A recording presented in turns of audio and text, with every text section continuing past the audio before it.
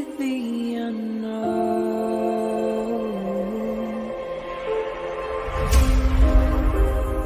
down the rabbit hole,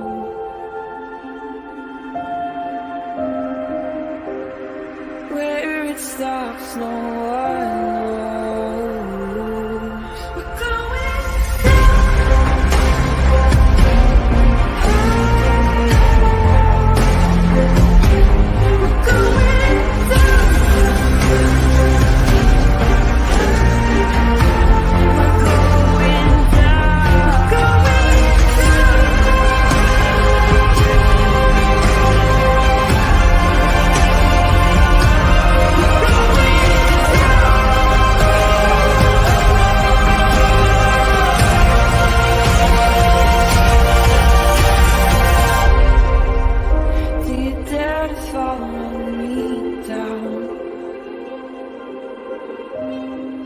headed into the unknown. Na, na, na, na, na, na, na.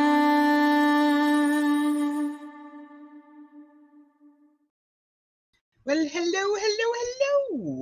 What's up? Happy Monday, everybody. I am so happy to be hopefully on the tail end of this document. We are finally on page 81 of 136. I did not realize it was going to take this long, so thank you guys for coming and being here. Hi, Nay, my Sharky soul sister. Hey, Malicious Intent and Princess Megan Elsa. Hey, Jaded. Hey, Hippie Chick. Lady B, it's so good to see you. Hey, Chris. Hey, K-Braze. Hi, Shebe. Sexy Wild Thing, Carol Freaking Claus. Hey, Anna. Hi, Crime Sleuthin. Hey, Dina. Hey, Inspector Gadget. Pointa Lava. Little Kaza T's in the house. Hey, Tony. I know that Voices is here somewhere. I saw her comments as I was getting ready to go live. Like in the time. I was going to do 3:15, which is would be 4:15 for that time zone. And I was like, nah, I'll make it for the 20 again. Hi, Quinny. Hi, Music City Mom. Now I'm late. It's because I started like 15 seconds early or something like that. Hi, True Crime Crazy. I hope you're doing well. Hey, Julio Suave. Ooh. Okay, so as you guys have noticed, my camera is off. I'm gonna turn it on for you guys for a hot second. But let me just tell you guys, I don't know what happened to my face when I woke up this morning.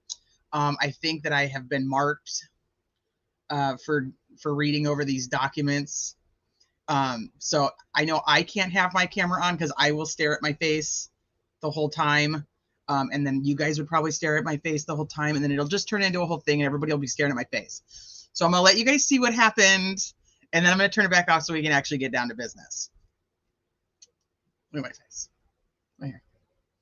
I've been marked. I don't know how, and I don't know why I woke up with this morning. So, yeah, I better stay the fuck out of my house. I know, right? I know. I'm like, okay. I don't even have I got a fight with a freaking twig. It's not even a cool Harry Potter one. No, I don't have a cat, Alibi. I don't have a cat anymore. I have dogs. Hey, Todd. Let's talk about it. I love your face. Thank you. That's not going to lie. Yeah, see, Voices. I know, you guys. It's a little freaky. I don't have sharp fingernails. I don't know how I did this to myself, but I woke up this morning and it didn't even hurt. It's weird because it didn't hurt. I went to the bathroom and was looking in the mirror, and I'm like, what the hell's on my face? And then all of a sudden now it's burned all day. It's the weirdest shit ever. So I'm going to show it to you guys. But if I see myself, I'm just going to look at it and go, what the f happened to my face? So, yeah, at least it's not an F. But here's the thing. It's like a line. I was like, I'm not even going to look up what that could potentially like be or start with. Right? Like maybe somebody was going to put a T up here. I don't know. It's fucking weird. It's so weird. You think it's my ring? It's not sharp though. Like at all. It's like dull. Maybe. Hi, Tom Tom. There's no indent. No, it's just like a scratch. Hi, Idaho Charlie. Oh, the other two horizontal. If I swear to God, if that is, I don't know how my ring. Maybe I was like, oh, the dramatics of it all, and then I just like scratched myself down the face. I don't know. Maybe I do sleep with my ring on. Yeah, I can't look away. Exactly, water loving dog. I can't look away. I look at it and I'm like, there's literally a mark between my eyes. So anyway, that is why my camera is off. But no, Tiffany, I don't remember it. I don't remember it. I don't remember going like, ow, something got me in my face. I don't remember anything like that. I just woke up this morning, saw it in the mirror, and then I was like, crap, that kind of hurts. So that's where we're at. Yeah.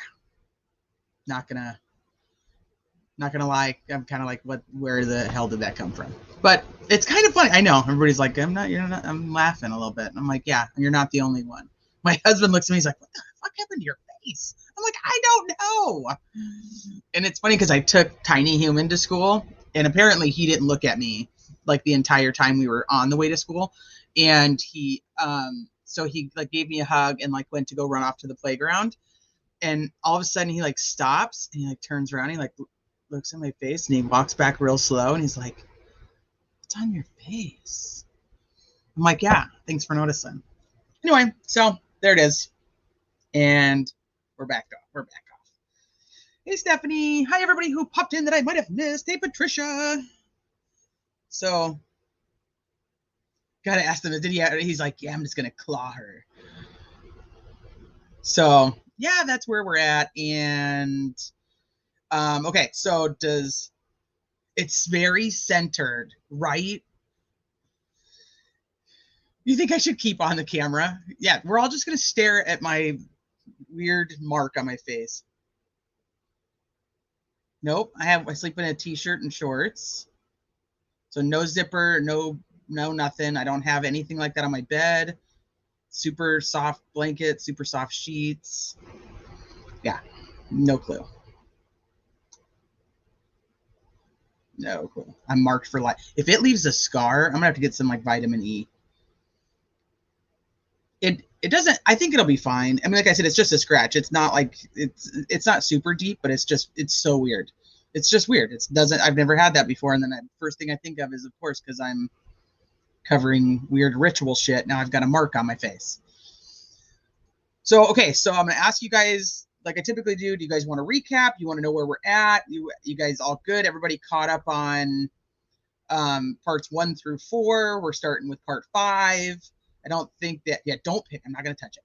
I think we're just gonna get right in and just start going, and we're gonna see how far we can make it. We're on page 81. I'm hoping that if this isn't the last one covering this document, then that there's only one more. I have been like rewatching some of the old clips of the news, rewatching some of the press conferences, and I was like, maybe you guys will want to take a look at those too, because and one of you guys actually posted for me an entire link of all the press conferences like back to back, which was really, it was interesting looking at it now, thinking of it this way. I'm still going to stick with I'm not sold that this is a ritual. I'm not sold that this was some type of sacrifice. I'm going to say I want to see crime scene photos because I want to be able to see what I see. But I do think that there's a lot of things in this document that are very pro-defense. I guess it will be probably the easiest way to say that. there's quite a few things that the prosecution is definitely going to have to answer for. There's something off with a few of the things that they did. Hey, Bree. Hey, MK. Hey, Connie. Yeah, don't say who won't be named again. I know. So that's kind of where I stand with this. There's like I keep teetering back and forth every time I read like a different part. I'm like, okay, it looks very sensationalized, which it probably is that too. And I'm probably teetering back and forth because some of it makes a lot of sense. Some of it probably is sensationalized for the defense. But I have so many questions. I think that the Brad Holder aspect, personally, they should really easily be able to prove this dude's alibi and like make it one way or the other. And most of these guys, I would think. But now the problem is you're talking, 6.5 years later. Is anybody around? Is there any way to prove it at this point?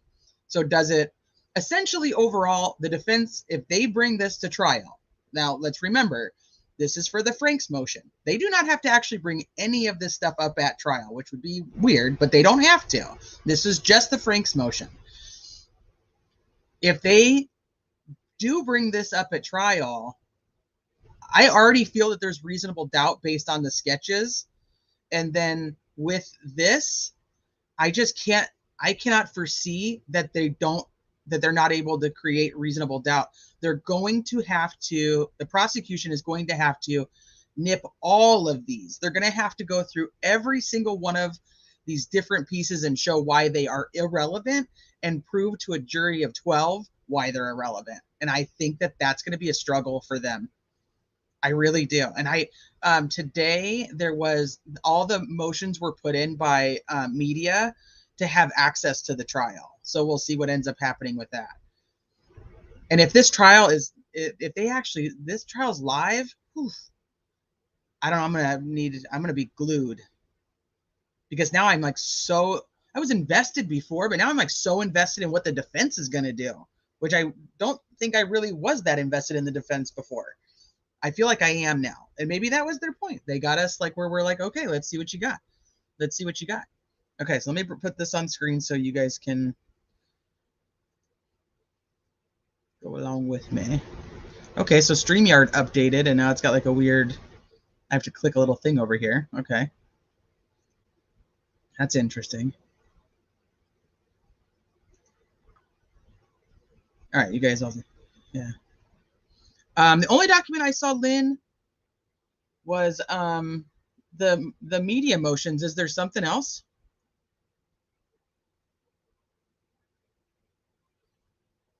I do think, Jeannie, the fact that there are going to be people that the defense can call that say they walked that area and the girls were not there is going to really throw off the eyewitness who supposedly saw Richard Allen leaving at 3:57, because if he left at 3:57 and they can prove that those girls weren't there, I think that there's just so many avenues of reasonable doubt here. That's what's going to get me. Hey, Tish. The state answered? Okay, hold on. I did not see this. Let me go looky. Hold, please.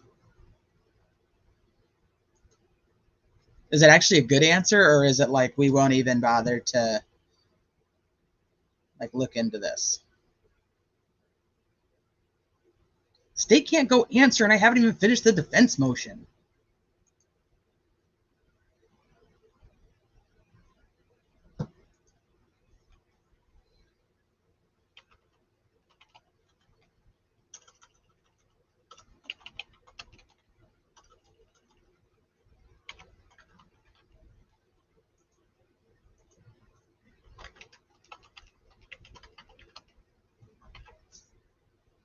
All right, hold on. I'm looking for it.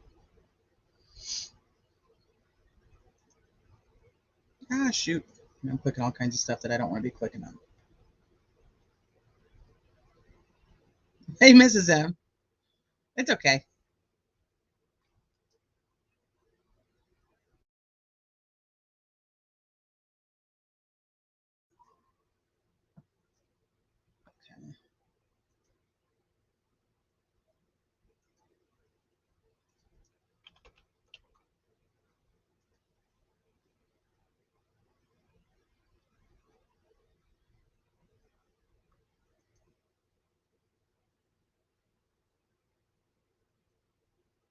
Okay, this is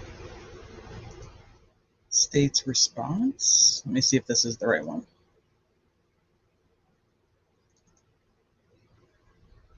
Indiana McClelland and respectfully responds to the defendant's motion for broadcasting order. Okay. We can look at that one. Give me a second. Let me find this other one.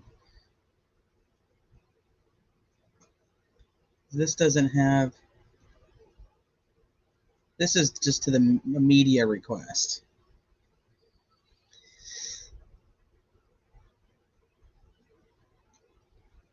Let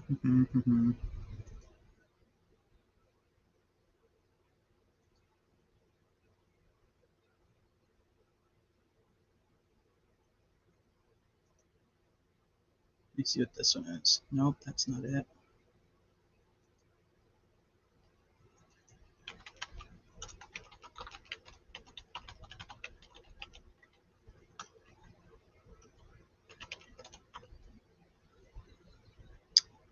Objection filed. Oh, here it is. Nope, that's the actual Frank's motion. Objection filed September 25th. This is the motion to suppress.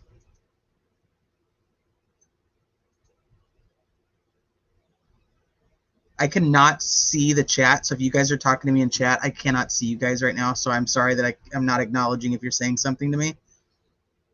Let me move this to this screen over here so I can see you guys. 1 second.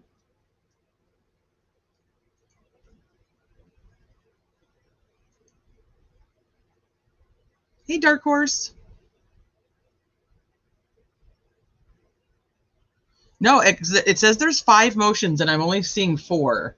So I'm going through them just to, one, figure out where the 5th one is.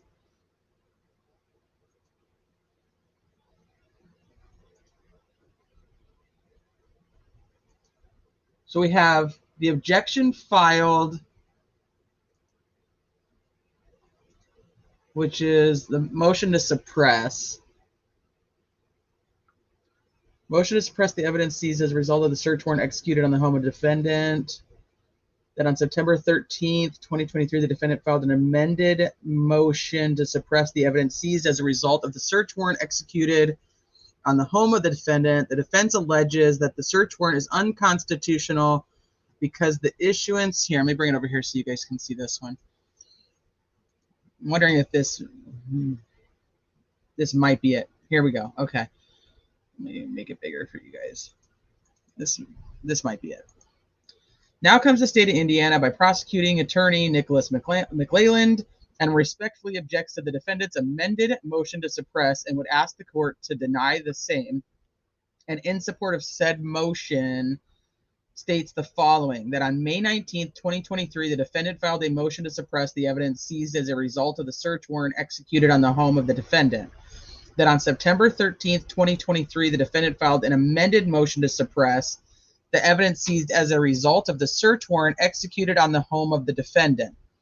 That the defense alleges that the search warrant is unconstitutional because the issuance of the search warrant was a result of an improper ex parte application, in that the affiant, Sheriff Tony Liggett, failed to advise the judge of material faces and made false and misleading representations with reckless disregard for the truth, and that without these false and misleading representations and omissions, the search warrant would not have been issued.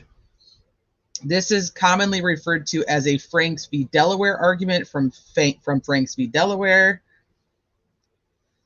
That per the Franks case, the defense attack must be based on deliberate falsehood or acts of reckless disregard for the truth, and those allegations must be accompanied by an offer of proof that the claim should point out specifically the portion of the warrant affidavit that is claimed to be false, accompanied by a statement of supporting reasons.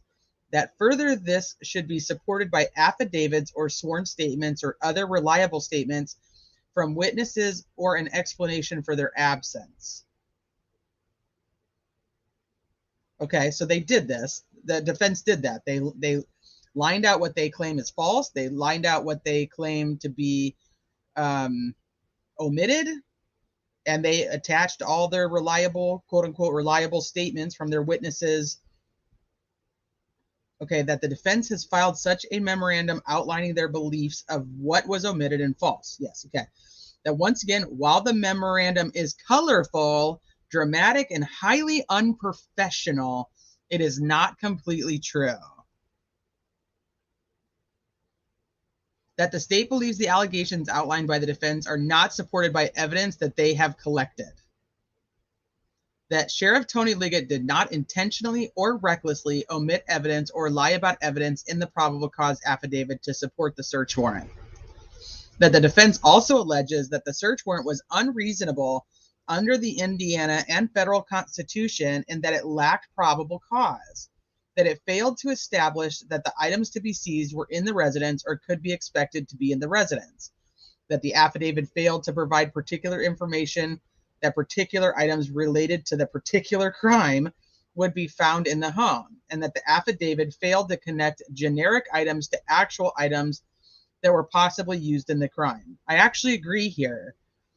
I don't, this is the whole thing about this Franks hearing that we were talking about is one that the judge has to go, okay, let's hear it out. Let's hear it out in the courtroom. Then they have to decide whether that information would have changed the outcome of the search warrant. So let's think about it. If we have Richard Allen, who says that he was there and he is wearing some of the same items, that we see in the bridge photo or the bridge video from Bridge Guy, if the girls that were there in all different areas are shown the photo and say, yes, they do believe it's him, does the fact that there is ritualistic things at the crime scene make it so that they wouldn't be able to obtain the search warrant? Do you see what I'm saying? So the only thing that, in my opinion, that I found in the document for the search warrant that could throw things off would be the statements from the witnesses. That would be a lie. That would be Liggett making things up for the ex parte affidavit. You see what I'm saying? So I don't think the search warrant's going anywhere, because irregardless, they didn't just come up with the fact that they were like, hey, that house over there, let's go search it, and then we'll just figure out what matches. So as much as I do lean towards some of this being accurate, I don't think it's going to truly affect that the judge would have given a search warrant. So if the judge knew all the things about the crime scene, let's just say the judge knows everything there is to know about the crime scene, which typically they don't, but let's just say they did. And they're like, well, wait a minute, Mr. Investigator, you really need to make sure that this guy's tied to Odinism before you search his house. Not going to happen. That's not what the judge is going to do. They're going to let him go in, because I always say, like, the process for justice is like a ladder. You have to climb it to be able to get to the top. If one of those steps is broken and you're a bad cop, you just overstep that one and you go to the next one anyway. But if you're a good cop, that's where it stops you and you go, okay, wait a minute, this is where we don't need to go anymore. So looking at the evidence, they see this guy was there, and supposedly they didn't even, nobody came across his interview until, like, I think it was August, somewhere in the middle of 2022. And they're like, oh, holy crap, this guy totally admitted he was there, and now we didn't even interview him correctly. They do interview him in September, I believe it was. Don't quote me on my dates. And then they're like, okay, this matches the description. And then they show the girls, and the girls are like, yeah, we believe that's the guy that we saw. The next logical step is to go get the search warrant and to go search his house. So Okay, Braze, let me see what you guys are saying in here. Okay, before I keep reading. Well, if he admitted it multiple times, did they ask him where the clothes were or weapons, or do they have anything? As of right now, all we know is that they have the bullet. That's it. That's all we're aware of as the public. This could be a coincidence. It could all just be how he decided to conceal the body, but it could also be the cult. So yeah, I got nothing nowadays. I mean, they're going to have to prove, the defense is now going to have to prove that those are ritualistic things. By doing this, they're putting a lot of burden on themselves to show that the prosecution didn't do the right thing. Hey, Randy. If they're supposedly this muddy, bloody disaster, I'm surprised you would keep them. I am, but oh, Dark Horse, you don't have, no, I don't have a Cash App, love.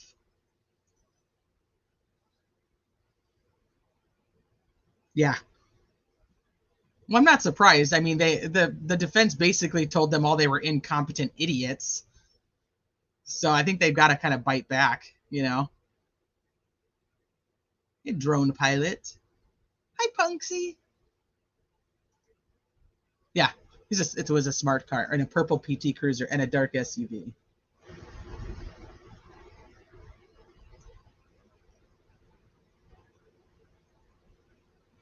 Okay, I'm going to keep going through this. Anybody who's just joined, this is the state's response to the Frank's request, the Frank's hearing request from the defense. So that's what I'm reading through right now. Even though we're not even done with the freaking Frank's memorandum, we're just reading through this to see what they have to say, because now I'm uber curious. Okay. That in September of 2022, while reviewing the evidence in the investigation into the murders of Abigail Williams and Liberty German, investigators discovered an interview. Hey, I guess I could have just kept reading and it'll tell me the dates. Investigators discovered an interview that was done with Richard Allen in 2017 by the conservation officer Dan Doolin. That in the 2017 interview, Richard Allen admitted being on the trail the day that Abigail Williams and Liberty German went missing. That he stated that he was on the trail between 1:30 and 3:30, and that while he was on the trail, he was using his phone. October 13th of 2022, investigators invited Richard Allen and his wife, Kathy Allen, to speak to them and follow up on that interview done in 2017. This guy goes forward. He's like, hey, conservation officer, I was at the trail. They take a mini statement and nobody ever contacts this dude again. Nobody ever contacts him again. Nothing. Nobody contacts him until October of 2022.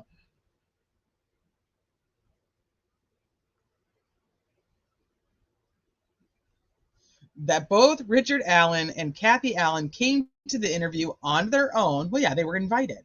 So it would be rude to say no. On October 13th, 2022, they were not under arrest and were free to leave the interview at any time. That investigators learned from those interviews that Richard Allen reaffirmed that he was in fact on the trails the day that Abigail Williams and Liberty German went missing, and further admitted to being on the high bridge. That he also told investigators that he was wearing blue jeans and a blue or black Carhartt jacket with a hood, and that he was wearing a head covering. That further, Richard stated that he did own guns and that the guns were in his home. That the investigators learned from Kathy that Richard Allen still had guns and knives in the home, along with a blue Carhartt jacket. The investigators believed a firearm was involved in the abduction and murder of Abigail Williams and Liberty German because an unspent .40 caliber round was found between the bodies of Abby and Libby. The investigators believed a knife was used in the murder of Abby and Libby. I think this is the first time they've actually officially said that. I know in some of the other documents they talk about sharp wounds and things like that, but I think that's the first time they've actually used the word knife. Maybe not, because they do say, I'd have to go back and read it again, because I know they get a lot of knives from his house.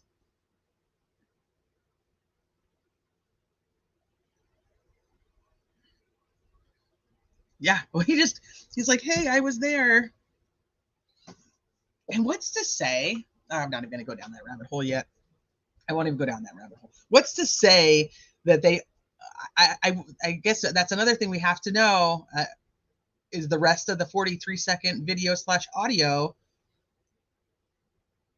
is how do they tie the bridge guy to being the one who actually does the killing? Because yeah, I mean, if there's just some, at 13, 14 years old, there's some weird creepy dude who's walking behind me. How does, what's on the video audio that actually ties the two together? I mean, we've always believed that, but we've always kind of been told that too. Hi, ATS. Hey, Linda, Texas. The witness said a tan jacket, not a dark blue. Muddy, not bloody. Man walking down the road. Ellie reported false info. Bridge guy wasn't the man she saw on the road. We were just talking about that. So those statements, if they have her statement, right? I mean, the judge needs to be given her statement, which I'm sure that they probably have in that memorandum. Actually, let me just go look and I'll tell you if they have it in the memorandum.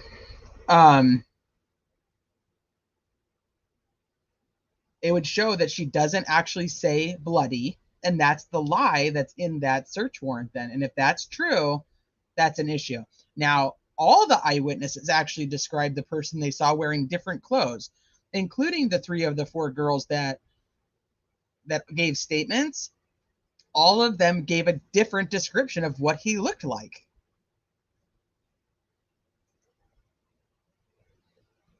Let me see.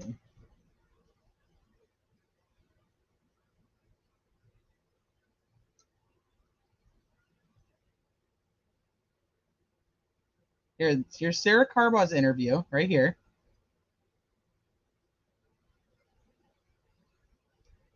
On video. They attach it. I don't know. I'm telling you guys, that's the big thing that I see in there. No, it says muddy and bloody in the PCA. Or in the not in the PCA, in the search warrant. In the search warrant, it says that the witness said muddy and bloody. Hi, JE. Yeah, they backed this. The defense backed this up with a lot of stuff. That's what I'm saying. They didn't just throw this. This isn't just a spaghetti noodle being thrown against the wall. Okay, thank you, Sluice. Okay, let me finish this one. Now I don't even know where it went. Yeah, here it is.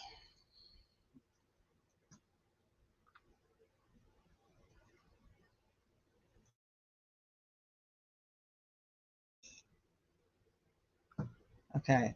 The clothes that Richard Allen described wearing the day he was on the trails matched the description of the man seen on the bridge from the video taken by Liberty German's phone. That it was also gathered that Richard Allen still possessed the firearms, knives, and clothing, and said items were in his house. That based on this information, investigators prepared a probable cause affidavit with a search warrant for the home of Richard Allen. That the probable cause affidavit covers all the information that law enforcement had gathered in the investigation in regards to Richard Allen up until October 13th.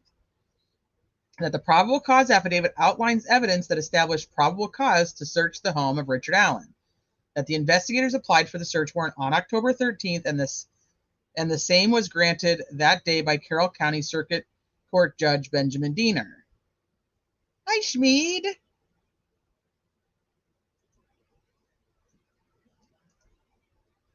Yeah, the biggest problem is going across that river and that creek. And any of the clothes. It's true. Ainsley could. You'd think she was blue. Delphi all day, all night. Angela, she's like, me too. Okay. Investigators went to the residence of the defendant located at 1967 North Whitman Drive in Delphi, Indiana, knocked on the door, and executed the search warrant on October 13th. And the house is, I don't know if it's actually been sold, but I remember it was up for sale. His wife put the house up for sale. The defendant and his wife were asked to be out of the residence while the search warrant was executed, but were allowed back in the residence immediately after. Investigators found several items in the residence, including a .40 caliber firearm and electronic devices, all of which are outlined in the search warrant return. That for a search warrant to be valid, it must be accompanied by an affidavit that establishes probable cause, which is sufficient basis of fact that exists to permit a reasonably prudent person to believe that a search of the premises will uncover evidence of a crime. The Indiana Code specifies the minimum information necessary to establish probable cause, which is as follows.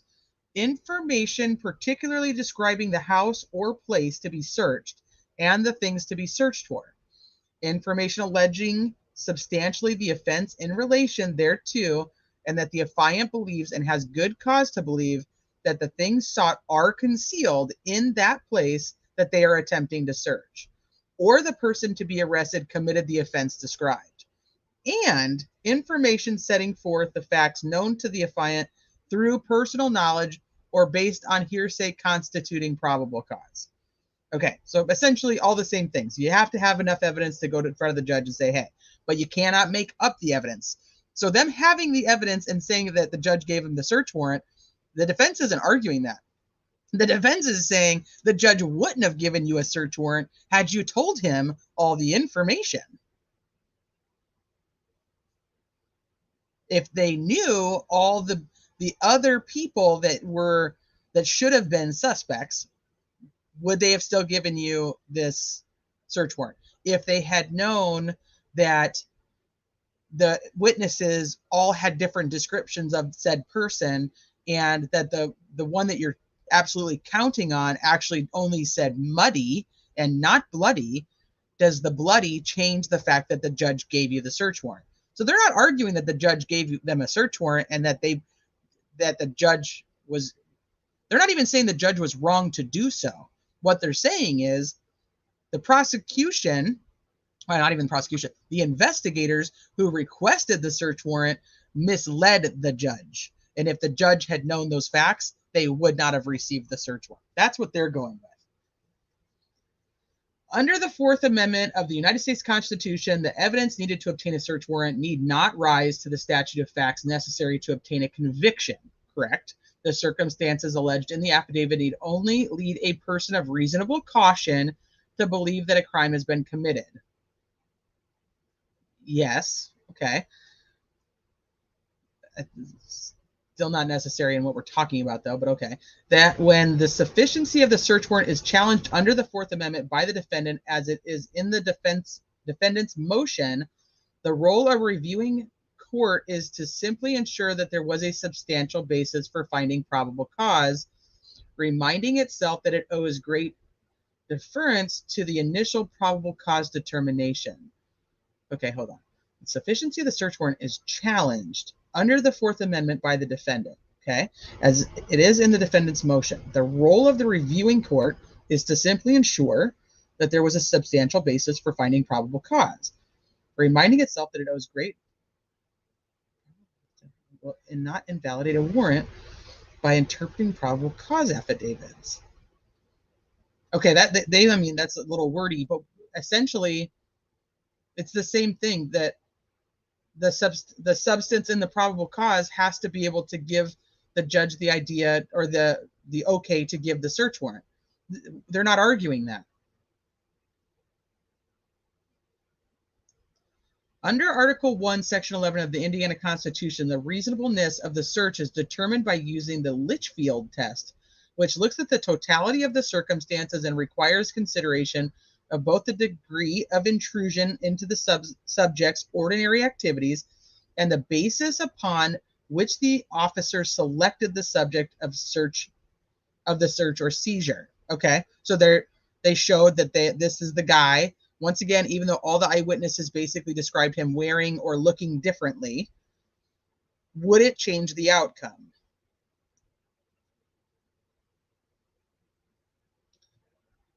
There's so much to this that we have to know.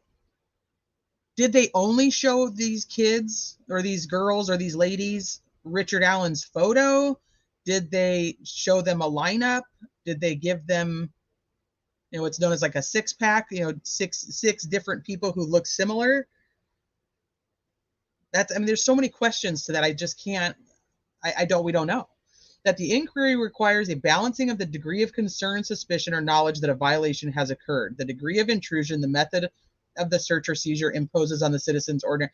All this is part of this regular search warrant. Yes, we all know that. The defense is saying you guys screwed up and you lied. That's how you got the search warrant. That the state believes that the affidavit does meet the threshold to establish probable cause under the Fourth Amendment of the United States Constitution, and that there was a substantial basis for finding probable cause, and there was a high likelihood based on the evidence that investigators had that there was evidence of a crime in the home of Richard Allen. Now, what evidence do we know that they found in the home that matched the evidence from the scene? It's the gun. That's all we know so far.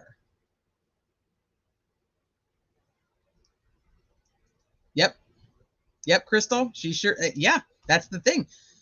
That is a lie. So now the judge is, if the judge goes with the Frank's motion, they're going to have to, the Judge Gold's going to have to decide if that right there is enough to have changed the outcome of the search warrant.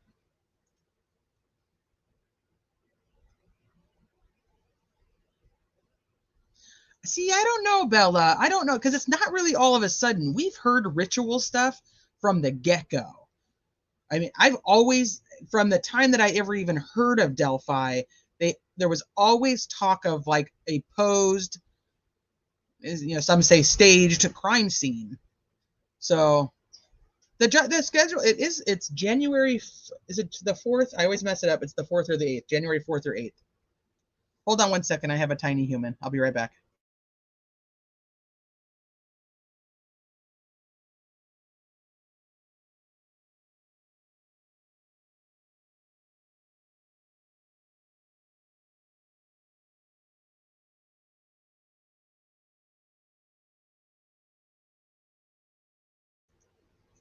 Okay, sorry guys.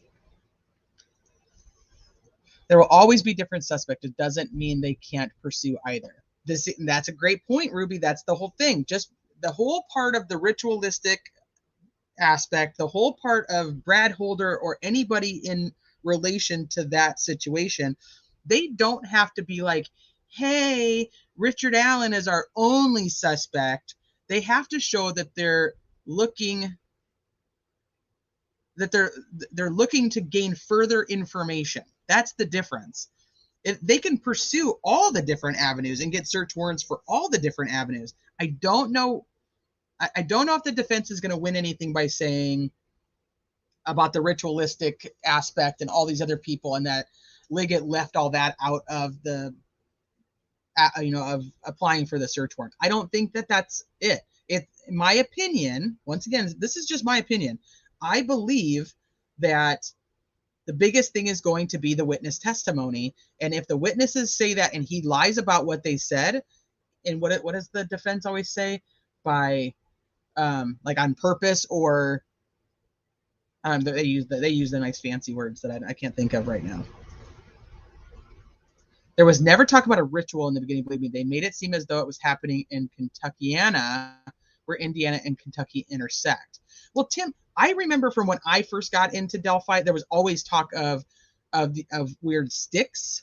Maybe not ritual. That might not be the right word.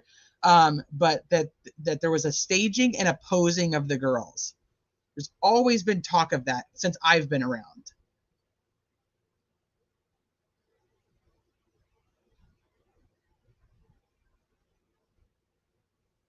Yep. Well, I mean,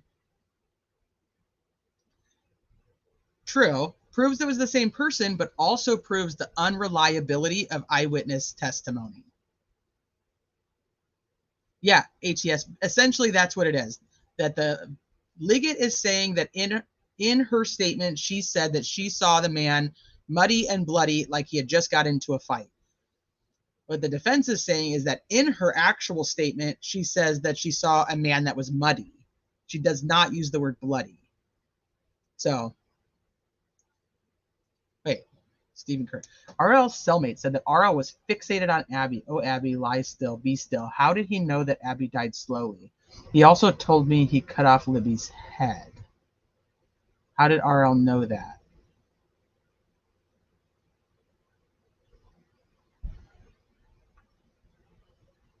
Well, see, this is a whole nother rabbit hole. And he's talking about Ron Logan. There's a whole nother rabbit hole right there of there's a lot of speculation that the girls were taken to a secondary location and then brought back. There's also speculation that other people came and found the girls, and then any of this kind of talk of ritualistic stuff is what happened after. Those are just answers I don't have.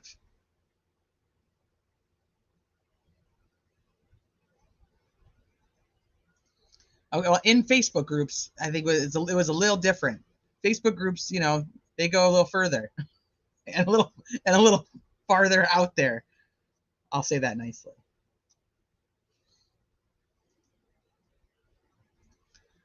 Yes, depending on who committed it, staging. Because if you have Richard Allen who did it, and Richard Allen absolutely has zero ties to Odinism, this is one thing I cannot buy into, that he would take the extra time to stage the crime scene to look like Odinism or any type of ritual. That makes no sense to me at all. To like, he's like, I'm going to do this and I'm going to set up the Odinites or some other group of people. It doesn't make sense that he would stay and chance being caught, because his thrill would have been the crime itself, not to stay there for additional, you know, however long you think that it would take to stage that crime scene. There's a purpose behind that. So if there is these, to me, the biggest one is the antlers on Abby. And I don't know why I feel that way. That's just the biggest thing to me. If there's really antlers on Abby, that is huge to me. Yeah, so many different rebels. So I'm like, my very first part of going over this document, this is what I said to you guys too, is there, you could spend the rest of your time going down different rabbit holes of different parts. This is a case that has rabbit holes inside of the rabbit holes. So, Ruby, I don't disagree. It is their job to throw out mumbo jumbo. And in some cases, it really is mumbo jumbo. In some other cases, it's actually the truth. Now, I think for me personally, I believe we're somewhere in the middle. There are big things that are happening in that defense document that are going to need to be answered for, regardless of the ritualistic parts. Yes. Hi, Marshall. Hey, Trina. Right, Shay? Now that's all gone. Yep. KK's tie and the snuff stuff and the Vegas trip, all gone. How is that gone? Yeah, okay. Let's get back to the document. Like I said, we could spend hours upon hours upon hours going down each different rabbit hole and why people believe certain things about the case and why people believe other things about the case.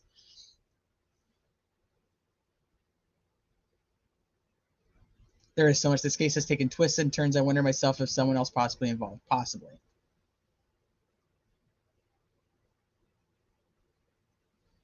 Okay, I don't even know where I was. Let me go back. The state believes the affidavit is threshold apparently under the Constitution, under the Fourth Amendment of the United States Constitution, in that there was a substantial basis for finding probable cause and that there was likelihood, based on the evidence that investigators had, that there was evidence of the crime in the home of Richard Allen. That the state believes that the affidavit accompanied with the search warrant for the home of Richard Allen does establish probable cause under Article 1, Section 11 of the Indiana Constitution and does pass the Litchfield test. Once again, I'm not in disagreement of any of that, besides if they actually lied about the witness statements. I'm going to keep repeating that, so in case anybody pops in, they know that that's the biggest thing in that document, in my opinion. That the state believes that the affidavit establishes the items to be seized were in the residence by statements made by Richard Allen and his wife, Kathy Allen. So basically, now that's tough. So basically, anybody who was there at the bridge that day had guns and knives, then their home might have had the items in it, like that. I don't know. And you're also talking 5.5 years later. That the state believes that the affidavit provides particular information that particular items related to a particular crime will be found in the home based on the statements made by Richard Allen and his wife. That the state believes that the affidavit connects generic items to actual items that were possibly used in the crime scene based on the investigators' evidence that they gathered throughout the investigation. They're not answering anything that actually matters, in my opinion. That the evidence was gathered in 2017 was reaffirmed by the interview done with Richard Allen and his wife, Kathy Allen, on October 13th. Investigators believed at the time that they had enough probable cause to apply for a search warrant. Investigators also believed that if they did not execute a search warrant on the residence immediately, that there was a danger that the defendant would destroy crucial evidence in the investigation. The investigators believed through their training and experience that there was a real chance that the defendant would destroy evidence once he knew he was a suspect in the crime. Wherefore, the state has shown that the actions by the officers were valid and justified and did not violate the defendant's Fourth Amendment under the United States Constitution or Article 1, Section 11 of the Indiana Constitution, and therefore the motion to suppress should be denied. Respectfully submitted.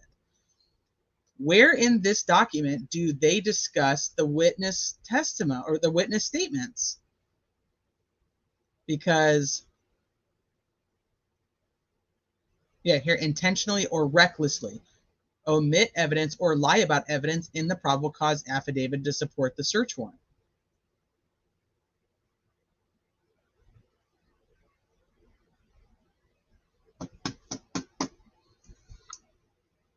That's the big question for me, is this one right here.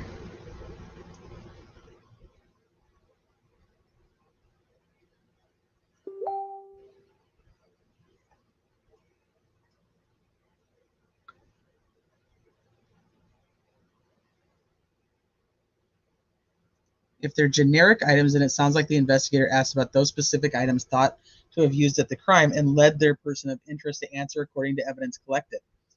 Right?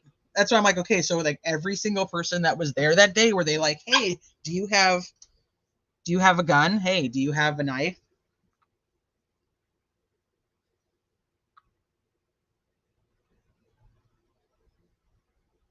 Yep.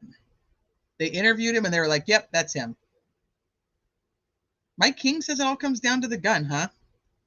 I disagree. I normally agree with Mike King. I disagree. I don't think it all comes down to the gun. Because if they don't have the chain of custody of that bullet, which is what the memorandum is claiming, then the gun is irrelevant because there's no chain of custody on the bullet.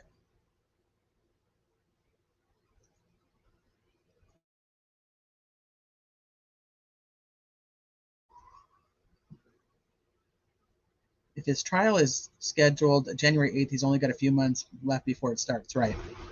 Yep. And they're holding him in a prison versus a jail, which is not normal. They're holding him in a prison when he is not convicted of anything. There's no blood on the body or one girl right on the ground behind the body. No blood anywhere on tree branches or ground area in the place where they were found. And DJ, that leads me down the path of all the people who told me all those years they believed that it was a secondary. There's a total secondary location. Why did they not find? Jeff, you know what? That's a good point. Hold on. But why did they not find where this other scene was? I guess you're right. It still does come down to the gun and the bullet, though, Jeff. That's a good point. How do you tie a bullet to a gun that was never fired unless he had the same brand at his house or DNA matched? There is no way to match a bullet to a gun that was never fired. No gun used to inflict pain or injuries. Knife or sharp object. Yep.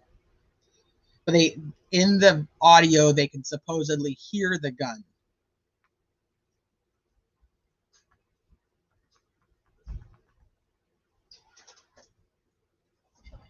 Oh, I know. This, to me, this one's actually weird. This has so many more rabbit holes, I think, because of all the years in between the crime and the arrest and all the changing stories from law enforcement themselves, essentially, because that the big switch of the sketch, I don't know how they're going to get around that being reasonable doubt. If you have a witness and okay, I'm going to back up here. That video on Libby's phone, I was always under the impression that the second sketch first released was created based on that. I just figured out, or somebody was talking to me about this during reading this memorandum, that it's it's a different eyewitness with part of the video or a combination. So the older man sketch, if that is actually from another witness, and then you have a witness, we know that the first sketch created, second one released, was from a witness. If those are two different witnesses, those are two different people.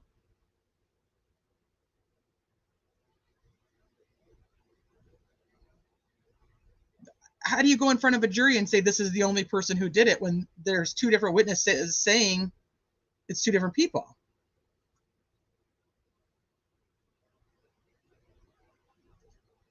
They could have been a sound from the phone hitting a pocket button or something that made a popping sound. Yeah, well, since we haven't heard it, I have no idea what it sounds like. That's just been the general, is that you can hear a gun cocking or something with the gun at that time. I don't know if the girls said that. The only thing I've ever heard that supposedly the girls said was, is the creepy guy still following us? But once, we've never heard this, so we don't know. The cartridge was cycled through the gun, so it would leave the signatures of the gun, even though it was never fired. It was cycled through that gun, supposedly. But if you don't have chain of custody for that bullet, then that bullet's going to go. You can't keep that bullet with no chain of custody.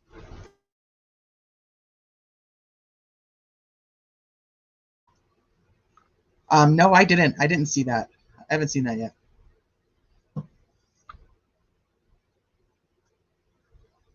Yeah, and the younger sketch is the killer, supposedly. Okay, let me see what document Sleuth was giving me real quick.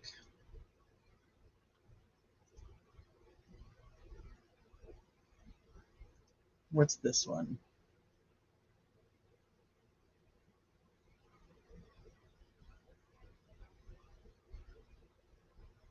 This is the motion for leave of court to subpoena third-party records. Oh, okay, let's look at this one. So there was 5 that were filed today. Before the live, I'd only actually seen the one that the media filed requesting cameras. So now we have the motion for leave of court to subpoena third-party records. Comes now the state of Indiana by Nicholas McClelland, prosecuting attorney for the 74th Judicial Circuit, and moves this court for an order for Westfall Correctional Facility. Attention. The prosecutor's office. Da, da, da, da, da. Any and all medical records for Richard Allen associated with his stay as an inmate at that facility from November 3rd of 2022 until present. While working the Delphi investigation, Carroll County Sheriff's Department Detective Tony Liggett developed information that Richard Allen was involved in the murders of Victim 1 and Victim 2. We know this part. This is what was in the affidavit. Let me see what it says at the end, and then I can go back and read that. Based on the state of Indiana drafted charges for murder against Richard Allen, he is on those charges based on the above probable cause, where he was held in the Carroll County Jail, transferred to the White County Jail, and then ultimately transferred to the correctional facility. He has been held there since November 3rd. Since that time, the defense has filed several motions that have called into question Richard Allen's mental health and his physical well-being because of the alleged conditions at Westfall Correctional Facility.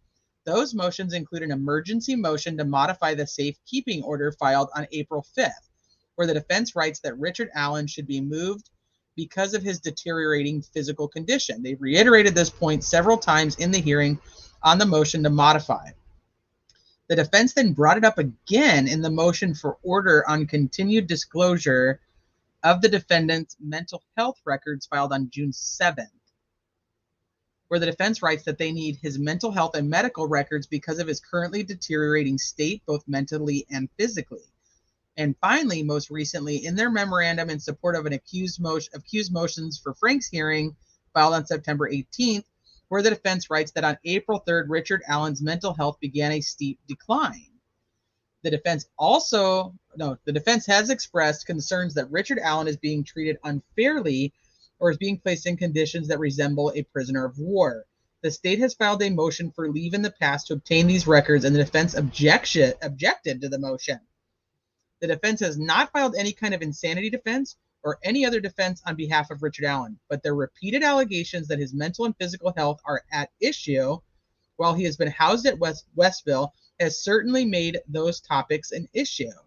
The defense has now brought Richard Allen's mental and physical health into question again in their most recent filings. Richard Allen's mental and physical health is certainly going to be an issue for argument at future hearings set by this court. The defense should not be able to make further allegations that Richard Allen's mental and physical health is at risk while holding documents that explain his mental and physical health and then withhold those documents from the state. It puts the state at an unfair advantage at future hearings. It does? How does it put the state at an unfair advantage? Okay. For those reasons, the state is requesting the mental and medical records for Richard Allen from Westville Correctional Facility since his stay beginning in November of 2022 to the present, as specified in the attached subpoena duces tecum and request for production of documents and records to non-party. Okay. Is that a typo? It puts the state at an unfair advantage? Or is it supposed to be like a state at an unfair disadvantage? I'm not really sure. Hold on one second.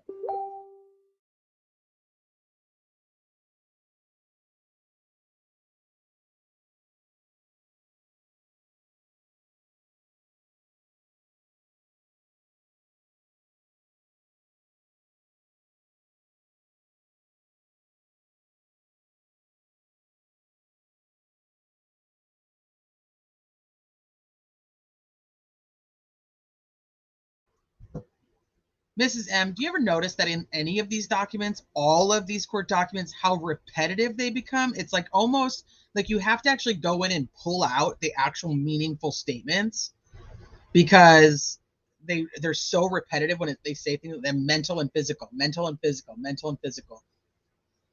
Like, do they just copy and paste that and then fill in like some words here and there?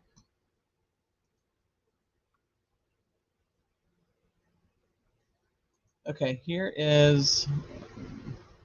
Okay, I'll pull that up just a second. Thank you, Ainsley.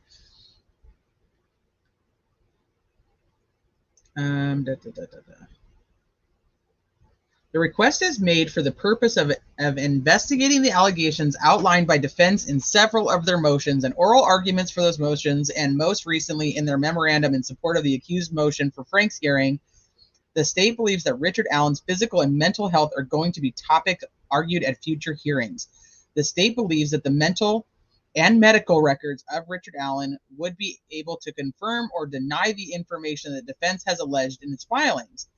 The state is not asking for an entire medical or mental health history of Richard Allen, but only for those records for his stay at the Westville Correctional Facility from November 3rd until present to be able to respond to the allegations made by the defense. The state of Indiana is aware from prior filings that the defense objects to this subpoena. The state of Indiana has also sent them a courtesy copy of the subpoena. Wherefore, the state of Indiana, by Nicholas McClelland, prosecuting attorney for the 74th Judicial Circuit, respectfully prays that this court review the attached subpoena and then order production of said records and such other relief as is just and proper on the premises. I guess for me, why did they? I'm two-sided here. One, it shouldn't be an issue to move him. Regardless, he doesn't need to be in a correctional facility. That's number one. Whether they have any medical records or not, why not move him back to the jail where he should be until he's convicted? I would hate typing one of these. Reading them sucks too. When they're just so repetitive, you have to sometimes I have to go back and think, okay, wait a minute, what are they even trying to say here? But there should be no reason that they're even contesting him being moved. And if that's okay, in our judicial system, we're very pro the defendant, right? Because we want to make sure we're not violating any of their rights. What would moving him, or I should say, why would moving him stop why would the state care if he's moved? Jeff, I right now I'm in agreement. If that's their trial strategy, the prosecution has a very uphill battle. It would put him further from his lawyer, which originally they said would be hard to have proper counsel. But the counsel's the one requesting it. So if the counsel's the one requesting it, then the counsel can't argue both. Well, I think the defense is worried he's going to get killed in prison. So if we're pro-defendant and he's legally innocent until proven guilty in a court of law, it should be really a no-brainer, in my opinion. Just move him.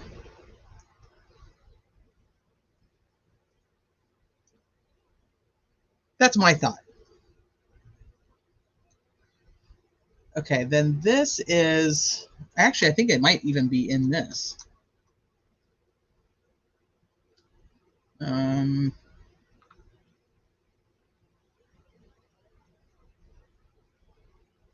me see if they actually... This is copy and pasted.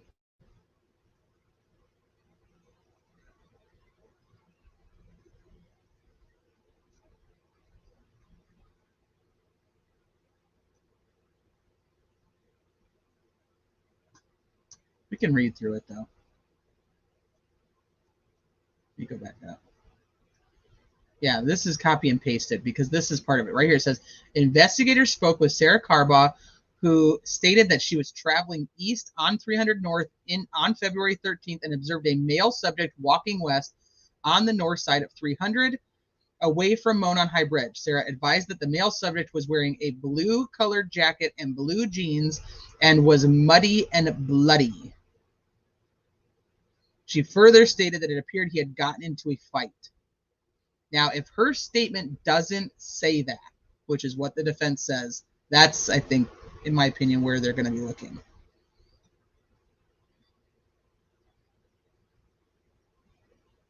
Through interviews, electronic data, photographs, and video from Hoosier Harvest Store, investigators determined that there were other people on the trail that day after 2/13. Those people were interviewed, and none of those individuals encountered the male subject referenced above, witnessed by the juvenile girls. Further, none of those individuals witnessed victim 1 and victim 2. Yeah. Hi, Sleuthy Goosey. What do you think of all of this, Sleuthy? What are you thinking? We just read through the state's response, and then we read through that they think that they should have access to his medical records in order to determine whether he should be moved. Instead of just moving him.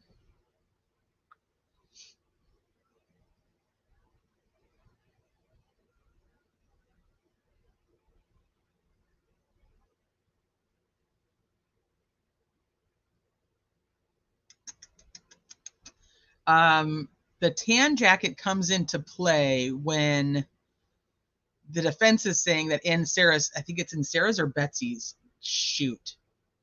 I don't want to say which one, but they're saying that in one of the, I'm almost positive it's Sarah's though, that in Sarah's statement that she said it was a tan jacket, but I'm thinking it might be Betsy's now because here Sarah's saying it was the blue jacket, blue jeans. One of them said it was tan. We'd have to sit here and go through all these again then. Hey, Bushi.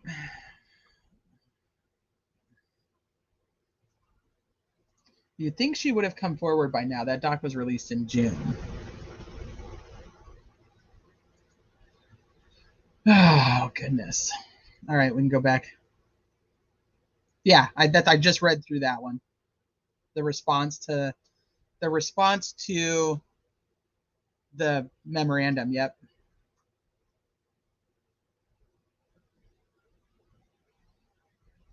Maybe it was Betsy C-Dub.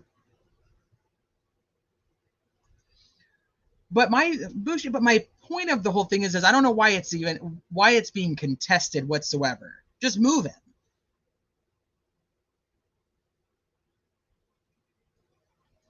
But Ron, hey Rhonda, good to see you. If what the defense is claiming is actually happening in the prison, this is why it just doesn't seem like it would be worth all the things to just let him, just move him. It should be pretty simple. Move him. Give the defense what he wants, what they want. You're honoring the whole that we're not, screwing over his constitutional rights. Yep, they can have a mental health professional explain it too. They don't need his medical records, in my opinion. That's for them to be able to set up what they believe that the defense is going to try to use during trial, and then for them to already have it over, their witnesses and whatnot ready to go. That's my thought on that.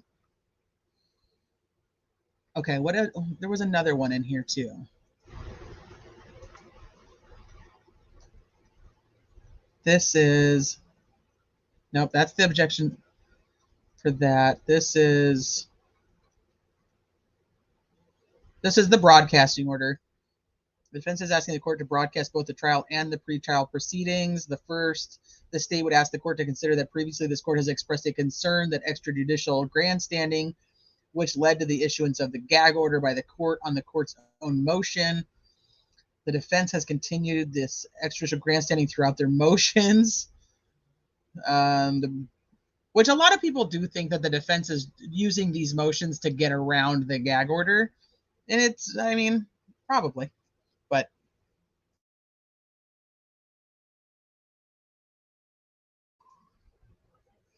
Right. And if the guards aren't involved and the state's like, no, that's just poppycock, then make it just easy. In my opinion, the defense cannot make this stuff up. Wouldn't that be? Yeah, they can't make it up. But what they can do is create their narrative based on the information. But we've gone over the amount of supporting documents that they have attached. I really, really wish we had access to that. Some of them we can find because it's Facebook posts, and we've shown those. Basically, the state is saying they do not want cameras because of the gag order. Cameras have never been allowed in a Carroll County Circuit Court during any proceedings, and the state has concerns about a case of this magnitude being the pilot case in which cameras are allowed to record proceedings.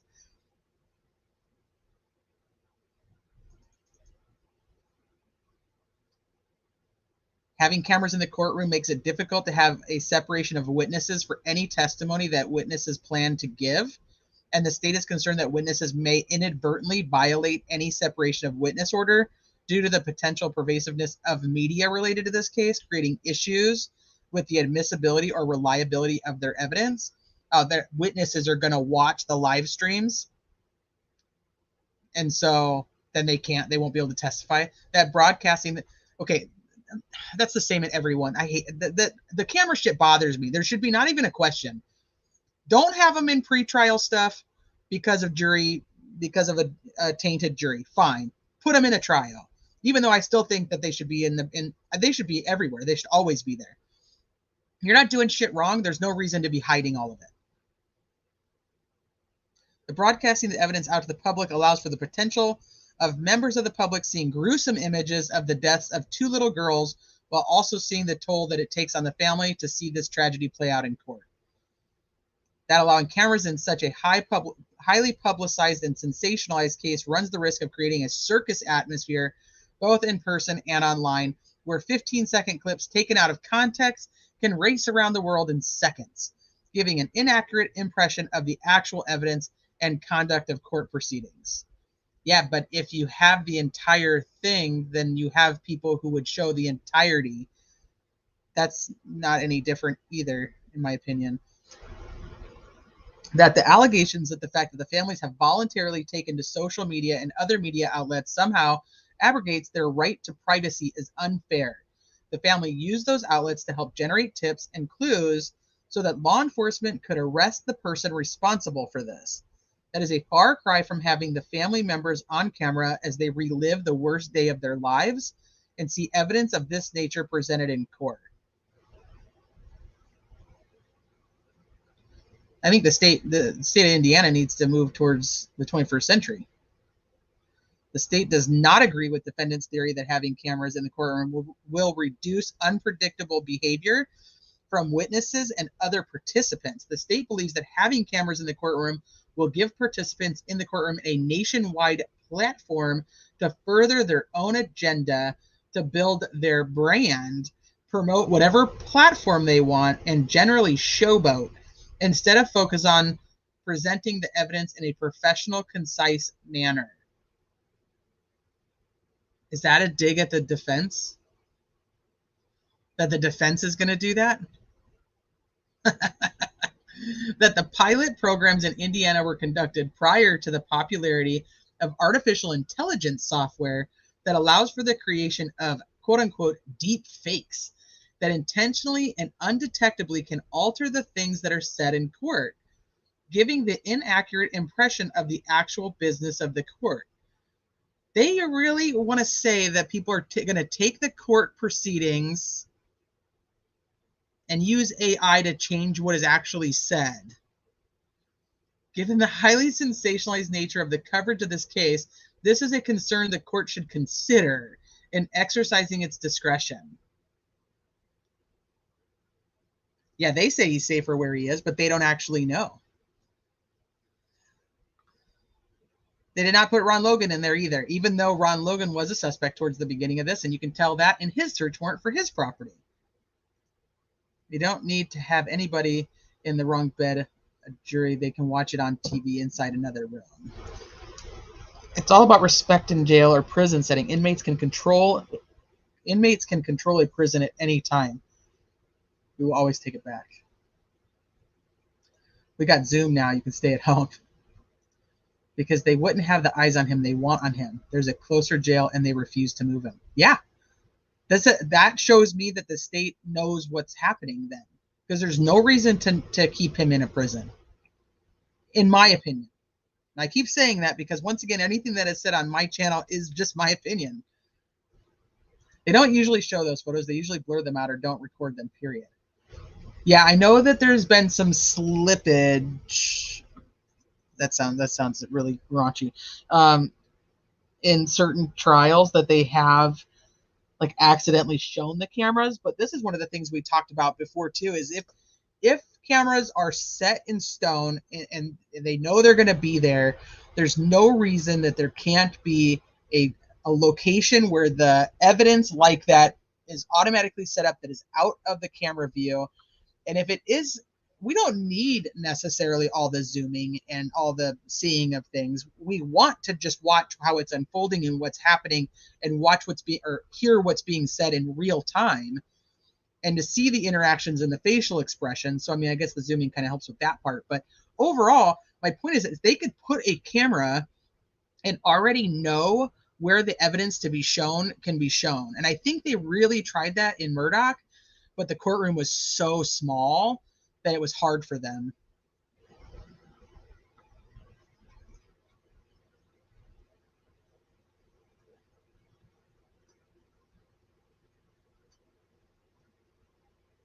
Due process is due. Hey, Aries Fire. Make it a pay-per-view. I know it does, C-Dub. I know. After I said it, I was like, shit.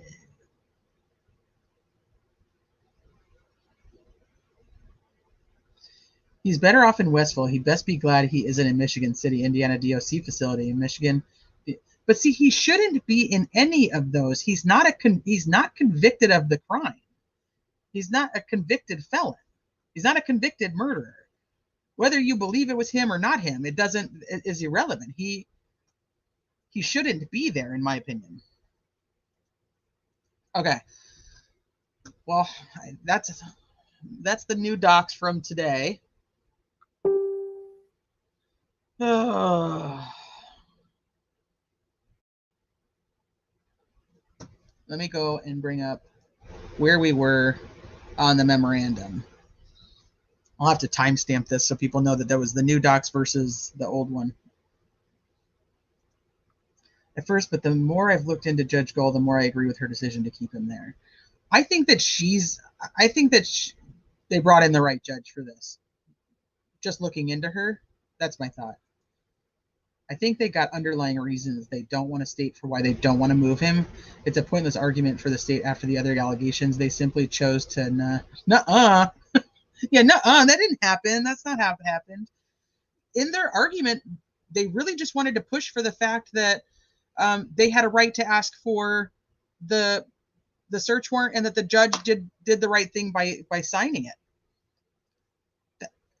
They ignore everything else and just be like, nope, that was just, you know, them grandstanding and sensationalizing and making shit up, basically.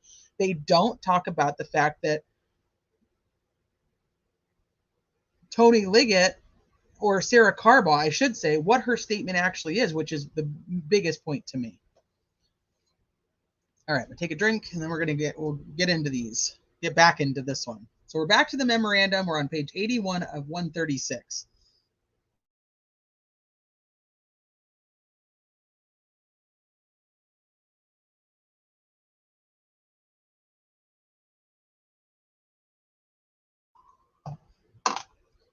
Hi, Candace.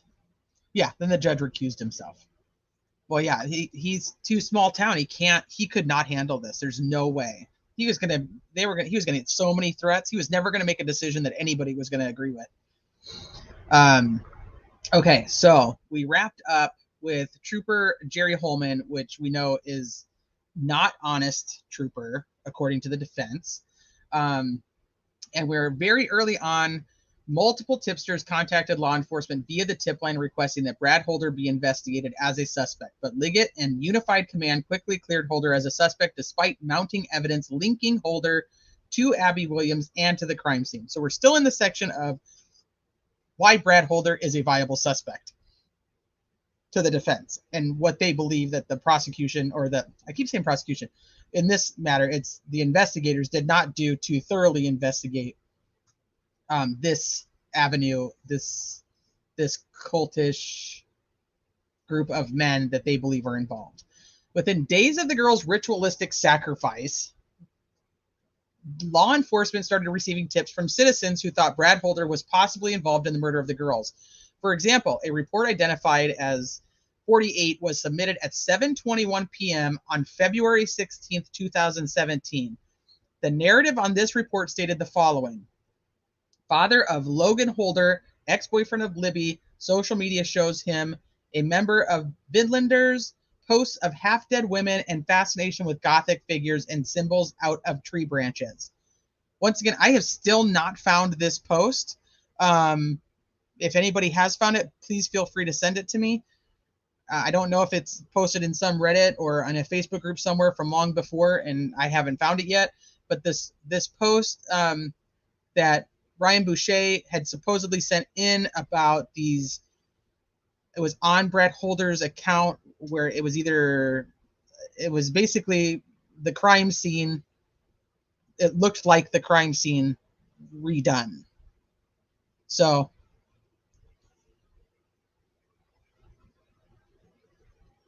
I've never found that picture.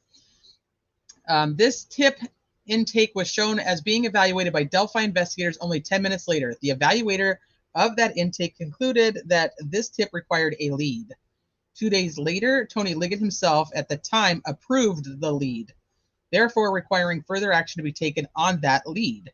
Exhibit 45 was previously submitted as an unredacted copy of this document and was submitted confidentially.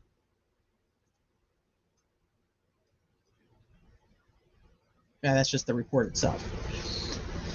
However, only 13 days later, Liggett would change his mind as to the importance of Brad Holder as a suspect. On March 1st, 2017, a report identified as 2503 was reviewed by Liggett. 2503 was a local police report that was almost a word-for-word regurgitation of an FBI report discussed below. At the end of 2503, Liggett concluded that no leads required. This means that after reviewing the contents of 2503, Liggett was not interested in following up on Brad Holder as a lead. Exhibit 37 is an unredacted copy of this document, which is probably 2503. Yeah. Okay. Was a local police report that was almost a word-for-word regurgitation of the FBI report discussed below. Okay. On February 17th, 2017, the FBI interviewed Holder at the Delphi Police Department. The turnaround on interviewing Brad Holder was very quick, as only 3 days had passed since the girls were found murdered. Attached is Exhibit 73, which is the FBI report that memorialized that interview. And remember, the defense has stated they do not have that recording. What's the date for which one? Not for nothing, but I agree that in no world was that alibi thoroughly vetted. I'm in the same boat. I'm in the same boat.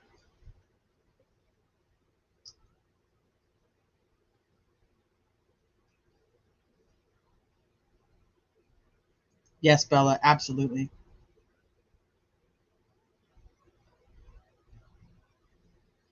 Richie. Hi, Richie. It's good to see you too, Rhonda. It's been a long time.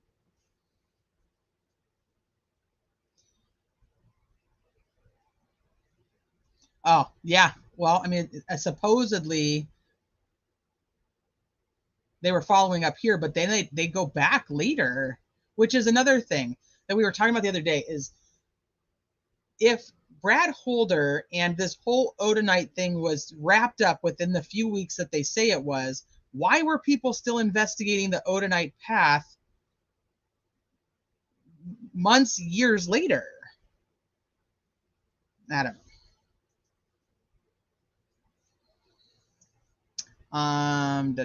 Where was I? On February 17th, the FBI interviewed Holder at the Delphi. We did that. Okay. So below is an interview summary. It is not intended to be verbatim account and does not memorialize all statements made during the interview. Communications by the parties in the interview room were electronically recording. The recording captures the actual words spoken.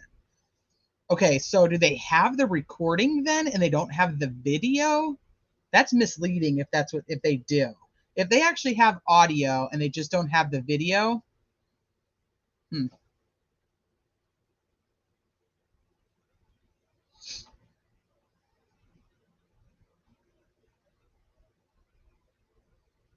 As stated earlier, after over 9 months, Rick's defense team still does not possess the electronically recorded interview of Brad. I should just read before I make my comment.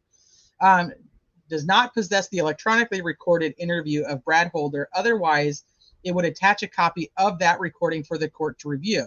Presumably, this electronically recorded interview still sits in the Delphi police station or possibly at the prosecutor's office, as the defense learned on September 11th that more discovery is ready to be picked up. Also in this document, Holder told Special Agent Robert Pohl and Hammond Police Sergeant Christopher Gootee the following. He, Brad Holder, stated his son Logan was 16 years old, was a friend of Abby. On Monday the 13th, Holder received a text from the Delphi Police Department asking him, Holder, to call back. Holder called the officer back and had a short conversation stating that he had never met the girls.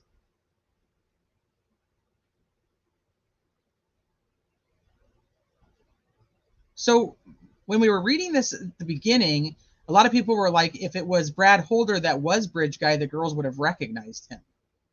But if he never met Abby, the state police asked if they could examine Logan Holder's phone, and while they were collecting the phone, they informed Logan and Brad that the girls were deceased. Holder stated that he visited Delphi every weekend to hang out with his friend Patrick Westfall. Westfall lived in Delphi and was a friend of Holder in the Army. Holder and Westfall served in Afghanistan together. When Holder would go to Westfall's house, he would bring his son Logan. Logan and Westfall's son would generally go to Canal Park and play basketball. Holder believed that this is when Logan would contact Abby. Holder never actually met Abby himself, and he believed that Logan only actually met her one time as they attended different schools. Hold on, you guys, I have a tiny human. Daddy.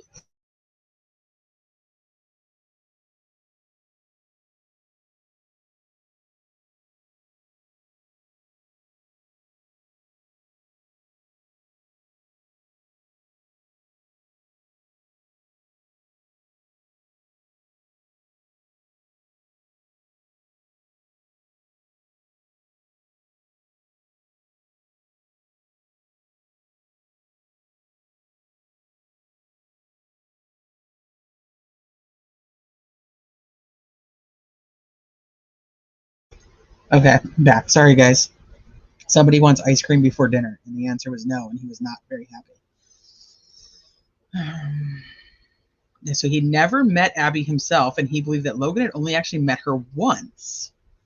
Holder knew Logan to communicate with her on the internet with his phone. Holder provided Westfall's phone number. He also stated that Westfall suffers from post-traumatic stress disorder and is on disability. Holder continued to state that he and Westfall started a tribe of Asatru followers, and Asatru was described as a warrior religion popular with members of the military. Okay, so remember, I think it was like part 3 or part 4 where I was like, how do we know that Holder's actually the one in charge of this? Well, I guess he says that him and Westfall started it. So you guys all think I should have given him ice cream before dinner. So I guess Holder's saying him and Westfall did start this. So Holder was asked where he was on Monday. He stated that he was at work driving machinery at Waste Management in Buffalo, Indiana, until he clocked out sometime between 2 and 4. After work, he went to the gym. Work out anytime in Logansport, which he posts a photo of himself at the gym at 2 a.m. later that night. So he works out. Supposedly, he clocked out at 2:45, goes to the gym, and then gets up at 2 o'clock in the morning and goes to the gym again. Or he maybe just posted the fact that he was maybe he was just up at 2 a.m. But then he was like posting that he was like full of testosterone. I don't know. It's weird. Again, this very FBI report was later converted into a document that was reviewed by Tony Liggett. Upon reviewing this document, Tony Liggett concluded that no leads required. In his August 8th, 2023 deposition, Tony Liggett explained the different phrases used concerning how law enforcement dealt with tips. In the deposition, Liggett could not remember the exact language used to describe the situation when there was nothing more that could be done with the tip, meaning the tip was a dead end. In the deposition, Liggett said he believed the phrase used by law enforcement officers in reports to denote when essentially there was nothing left to do with the tip. There was no further leads. In his deposition, Liggett also differentiated between the meaning of no further leads and another phrase that might appear on reports, which is fully covered. According to Liggett, no further leads meant that there was just nothing to this to start with. There's nothing to this to start with? Fully covered means that law enforcement did something with that and it was completed. So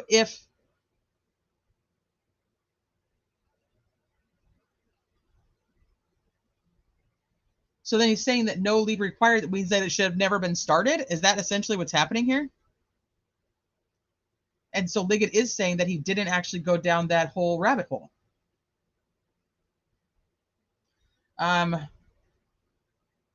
When pressed as to what the two phrases, no further leads and fully covered, meant in practical terms of whether there would be an expectation of future investigation related to the subject of the tip, Liggett said that both of those phrases meant that law enforcement had completed the work on the tip. In other words, the tip was dead. It is obvious between Liggett's deposition and the language Liggett used in 2503, no leads required, that he had concluded there was no further investigation needed of Brad Holder at the time, because he said in his deposition there had been nothing there from the beginning that needed investigating concerning Holder, meaning no more work needed to be done. No more investigation to be conducted concerning Brad Holder. Nothing to see here. Holder had an alibi. Holy sh... Oh. And that's going to be in Liggett's own words.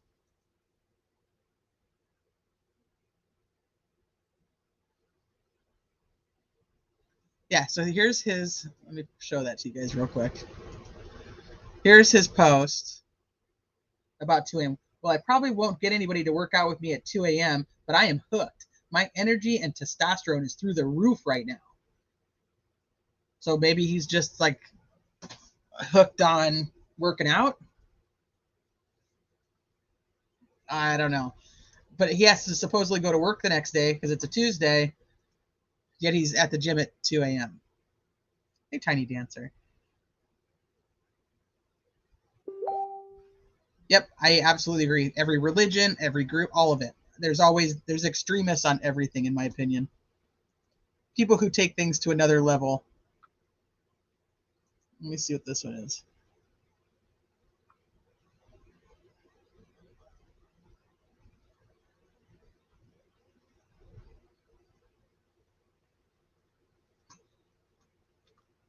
Okay. Give me 1 second. I'm just checking to see what I'm being sent.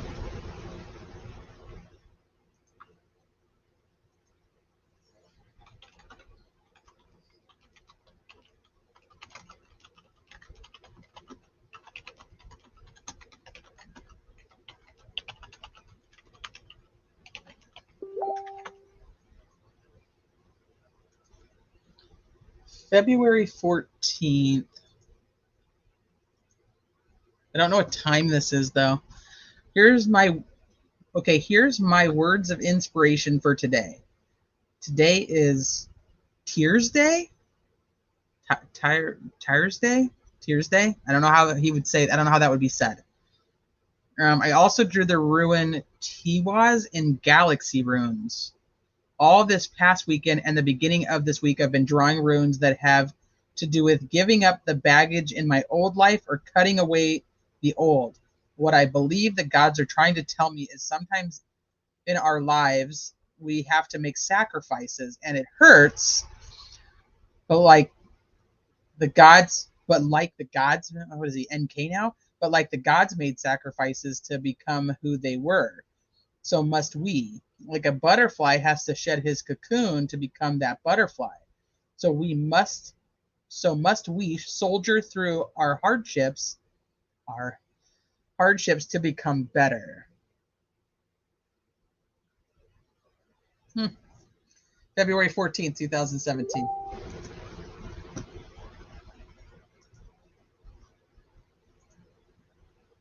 This is Tiwaz. I don't know how you say that, so I'm probably saying it incorrectly, but it's essentially an arrow.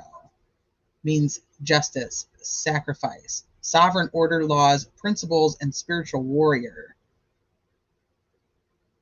Maybe that's what they were putting on my head.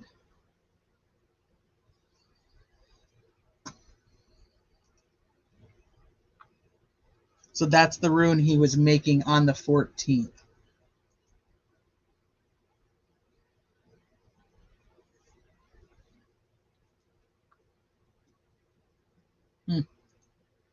Okay.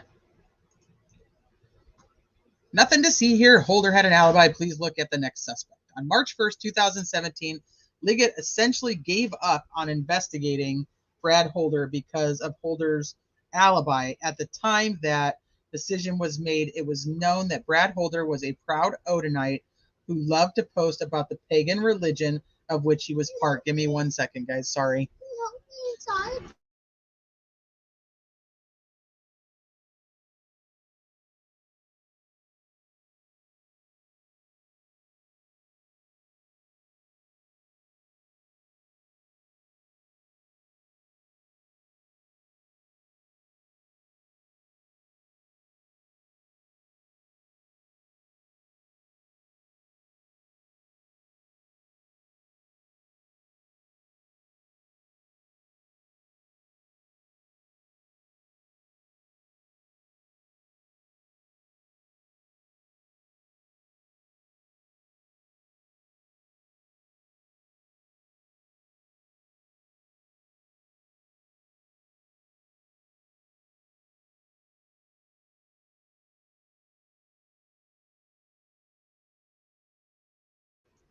Okay, sorry, tiny human interruption.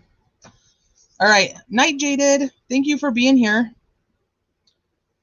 So March 1st, so 2 weeks, essentially gave up on investigating Brad Holder because of Holder's alibi. At the time that decision was made, it was known that Brad Holder was a proud Odinite who loved to post about the pagan religion of which he was a part. It was also known that he used sticks and tree branches to form patterns similar to those left behind at the crime scene. Now, we do know that he used sticks to create patterns. He posted that stuff. But we, as the public, cannot confirm that the sticks that were actually found on the bodies were placed there intentionally. We can assume one way or the other, but we don't know that for sure. Exhibits 75 through 84 are just a few of the images on Holder's Facebook pages, mostly before Abby and Libby's murder. Law enforcement also knew at the time that Brad Holder was spending his weekends in Delphi with his friend Patrick Westfall. It was also known that Brad Holder's son Logan had some sort of dating relationship with Abby. This all seems like the type of information that would absolutely require an intense and continued investigation into Brad Holder, and not a no further leads tag from Liggett.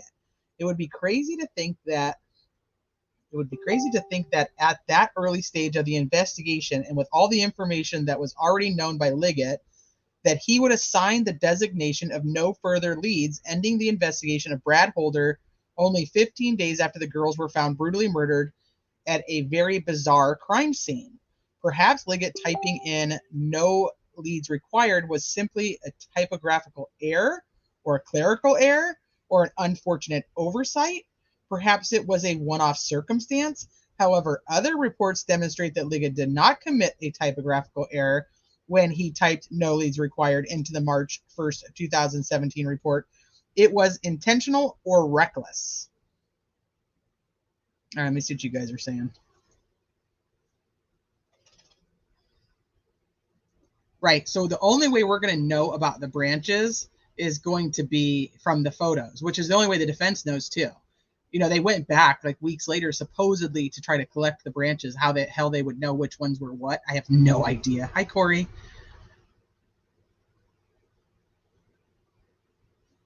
See the cord cutting, and the runes point to the cord cutting. Richie's like, Jaded, don't go.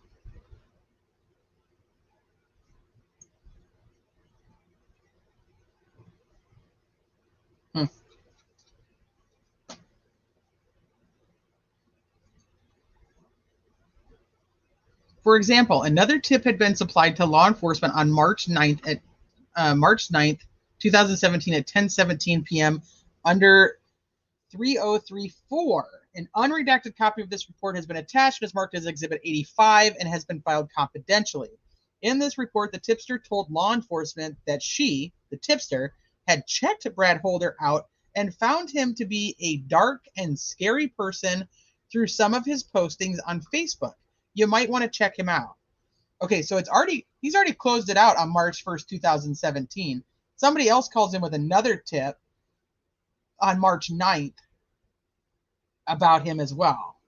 Again, this is another example of a citizen who knows nothing about the secretive crime scene, unlike law enforcement who knew that the sticks and tree branches were placed on the girls. Yet, even without knowledge of the crime scene, the tipster, like many others, recognized that Brad Holder's Facebook page was dark and disturbing and required further inspection and investigation, especially knowing that Brad's son was dating Abby Williams. As this tipster proclaimed to law enforcement about Brad Holder, you want to check him out. Except the problem was that Tony Liggett did not want to check Brad Holder out. Quite the opposite.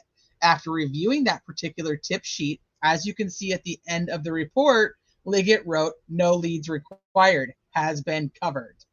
Essentially, Liggett was saying, nothing to see here, please move on to a different suspect. In fact, as it relates to this tip, Liggett was doubling down on his concluding remarks by stating both that there was no leads required and that Brad Holder has been covered. There could be no doubt whatsoever that as of March 13th, 2017, when Liggett wrote down those words, that Liggett did not want Holder checked out any further as a suspect. Did Liggett's refusal to investigate influence other law enforcement officers to clear Brad Holder as a suspect? Yes. On March 14th, a tip came in identified as 3175. An unredacted version is attached and marked as Exhibit 86 and filed confidentially. The tipster in 3175 let law enforcement know that he, the tipster, had reviewed Brad Holder's Facebook page and posts and felt that Brad Holder put off a bad vibe. This lead was evaluated by Kevin Hammond, who was a member of the Unified Command along with Liggett and Holman. Kevin Hammond wrote in his evaluation, no leads required. Brad Holder has been cleared.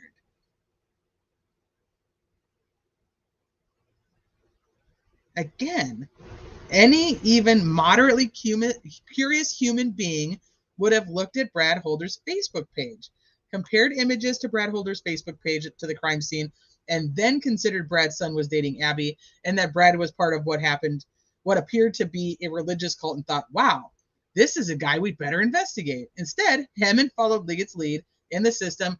Liggett had already cleared Holder. So that is exactly what Hammond did when entering his findings into the system. Now, two members of the Unified Command, Tony Liggett and Kevin Hammond, had both disregarded the already mounting evidence that possibly pointed the finger at Brad Holder.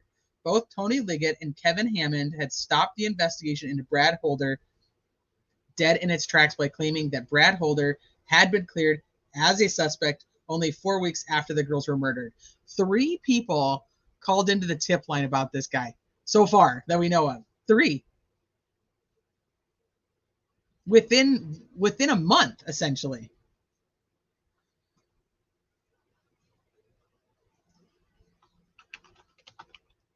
Give me 1 sec. Let me find.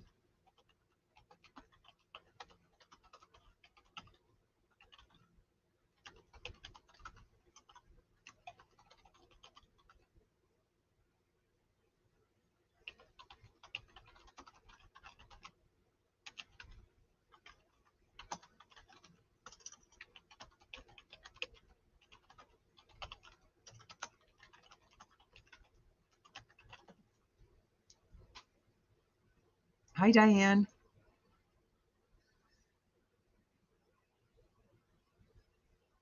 He's probably gotten a lot of tips. They probably got a lot of tips now. That people are like, wait a minute, we know if this, that, and the other. But here's another thing: is if they actually did go through and clear these people, you know, like how Idaho and the police department there, like Moscow Police Department, they like had a running list like on their website of like people that they cleared so that they'd stop receiving tips about them, so that they could actually, you know, utilize an investigation, their investigation techniques on other tips. Wouldn't that have been important? I mean, look how many times like this one person has been tipped in based on their Facebook alone. And I will say, based on somebody's Facebook alone, I don't think that you can be like, hey, yeah, absolutely, this guy is totally guilty.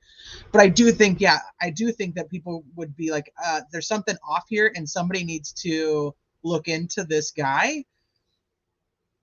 So, well, they also said that, oh my gosh, I need to find that so I can tell you the exact wording on what they said. Because even after that, they wanted everything basically still hush hush and sealed, because they weren't, and I'm not quoting it because I can't remember the quote, but they essentially said that there could be other arrests coming. That's why they needed it sealed. Yeah, it sounds like they absolutely did. They're saying like, no, he's cleared. I mean, nah, he's done. He's cleared. We don't need any more information on him. So why isn't there just a running list of people that they cleared then, so they could stop wasting time at the tip line?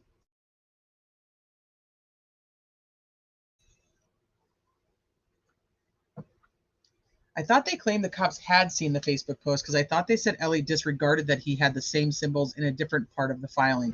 Harlot, I was just actually talking to some of the girls, so I was typing in the chat that I'm going to have to go back, and I know a ton of people.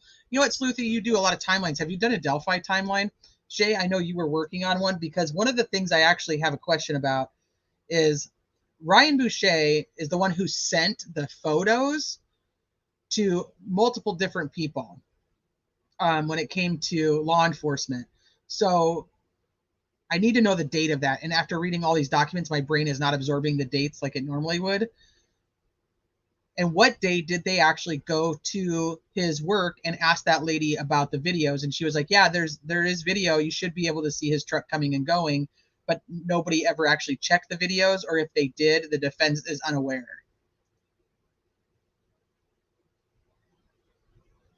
Yeah, absolutely. Crimes, of course.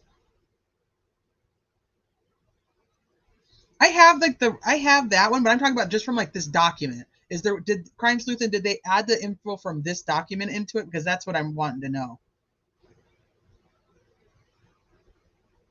I have one from before all of this, but I don't have the dates from this one memorized.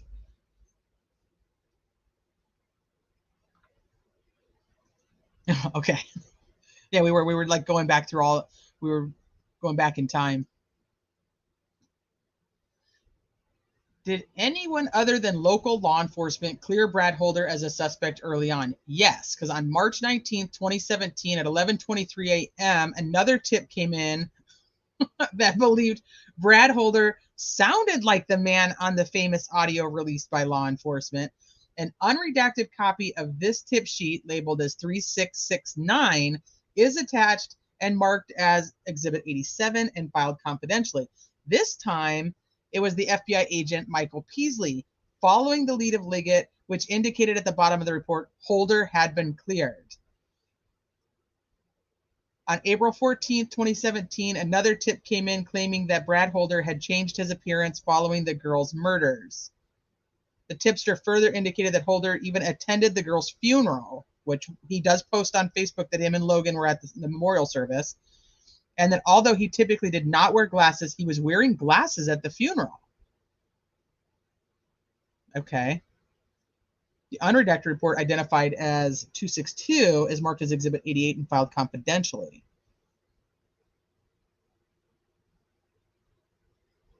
Oh, yeah. So I figured you did. I figured you did.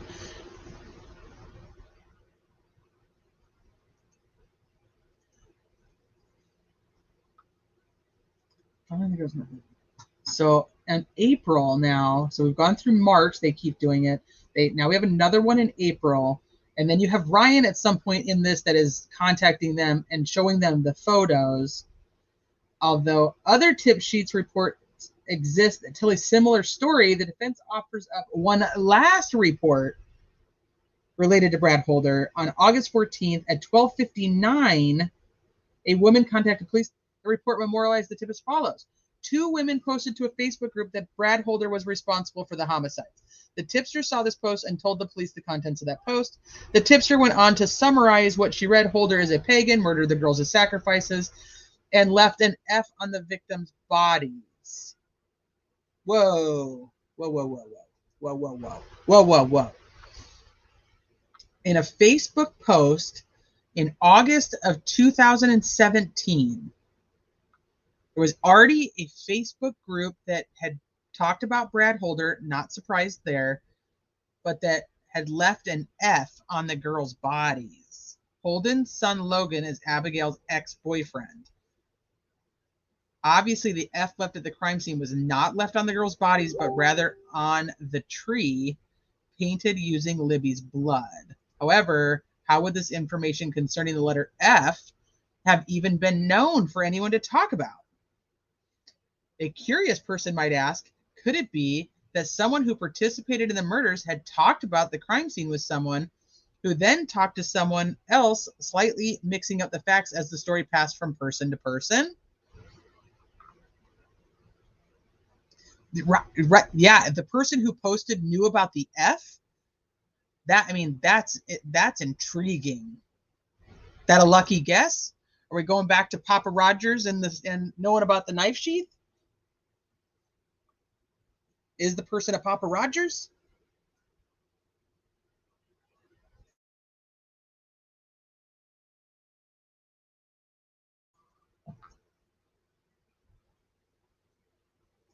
I know, Richie, but still, isn't it weird that this person would have posted in August or by August of 2017 that there was an F left at the crime scene? Hi, Austin. Sweet Melissa, I know. That's kind of my face right now. I'm like, what?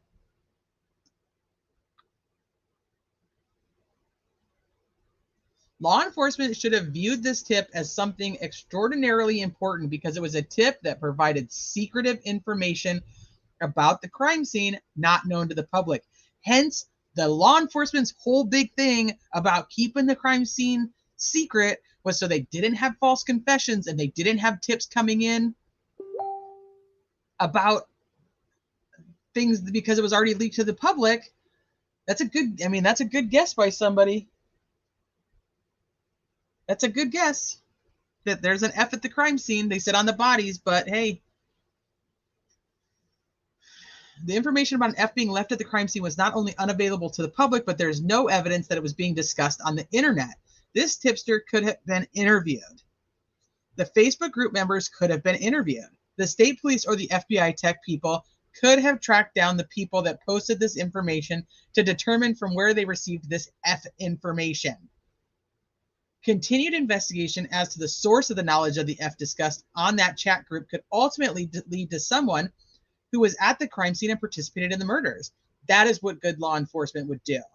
Do we have, they have the tip, the person that even called in the tip, whether they actually saw it in a Facebook group or not.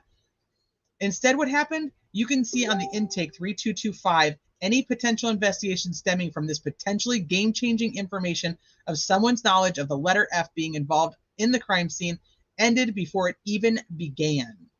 The defense has marked an unredacted copy of 3225 as Exhibit 89 and filed it as confidential. The law enforcement officer that initially evaluated the tip must have understood the importance of mentioning the letter F because it states conduct follow-up. Was the request made? However, the next person in the chain of custody, here comes Purdy. Person in the chain, Roland Purdy, upon reviewing the tip, simply followed the previous lead of Liggett and Hammond. When it came to possibly further investigation of the tip generated from 3225, Roland Purdy, in a report identified as Invest Lead 940, called Brad Holder fully covered. Who were these people that somehow knew about the F at the crime scene, and how did they obtain that information? The world will never know, because Trooper Purdy followed Liggett's and Hammond's lead and buried that tip by claiming that Brad Holder had been cleared as a suspect. To conclude this section on evidence of Brad Holder's involvement, Richard Allen's defense team would tell the court that Liggett was aware of the many ways detailed in this memo in which Holder was tied into the Delphi murders.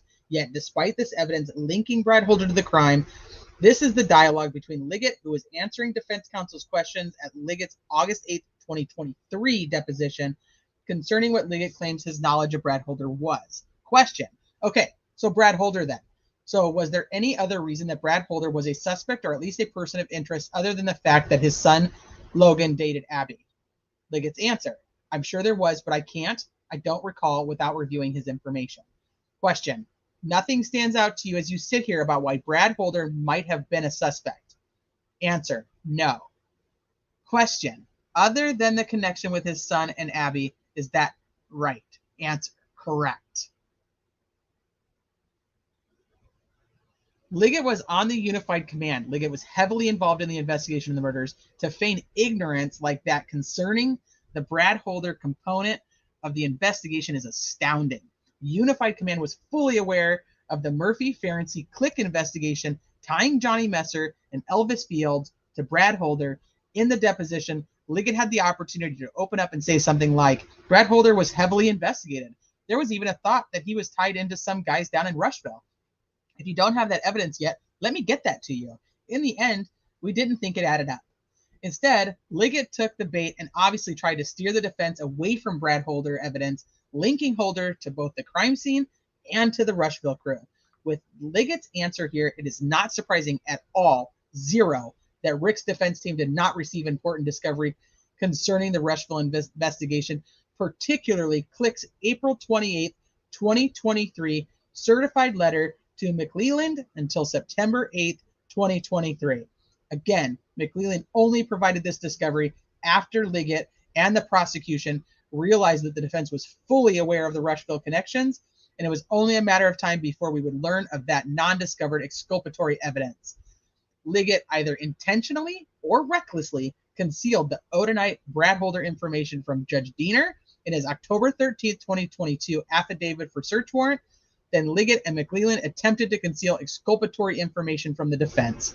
Had Judge Diener known of this concealed evidence, then Diener would not or should not have signed the warrant. And had the defense not dug in hard and found the needles in the haystack that led to its knowledge of Holder and Odinism, then the defense may never have thought to ask for the missing discovery. And McClelland would never have turned over the click letter to the defense. Without the click letter, the defense would not have learned of other exculpatory evidence. The facts show that Liggett acted intentionally and recklessly. So I did hear, before I go to chat with you guys, I did hear that Click made a statement. He only said two things. One was that Ferenczi and what was the other? Is it Murphy? Ferenczi. The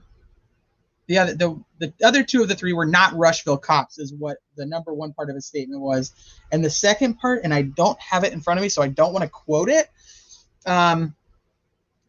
But it essentially said that law enforcement does not believe that the girls were a religious sacrifice or a ritualistic sacrifice. That's not in quotations. All right, let me see. Before we go on to Mr. Fields again, freaking Elvis.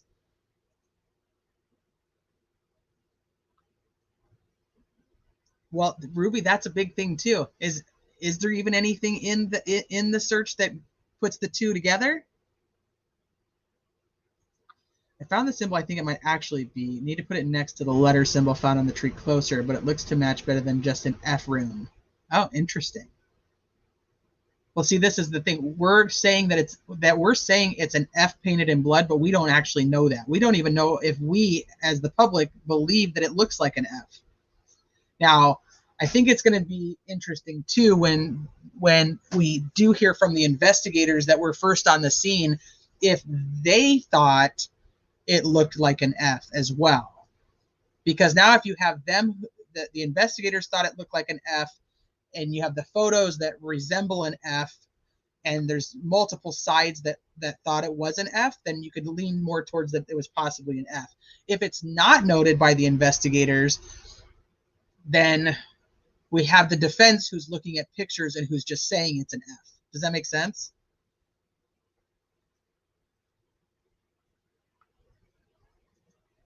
Are you talking about the ones for the tree? Well, because that drawing that Barbara McDonald put out is supposedly from law enforcement, but we don't even. Yeah, it's so much hearsay. Yes, it's all rumors. The bodies were positioned to represent runes, or I don't know what that. I don't know that word. I apologize. What's your sign? The F is supposed to symbolize Odin. The I is Isa. What's Isa? See, I don't know enough about that stuff. Actually, supposed figures regarding crime scene unaliving appear on ancient Nordic tarot cards. Very scary indeed.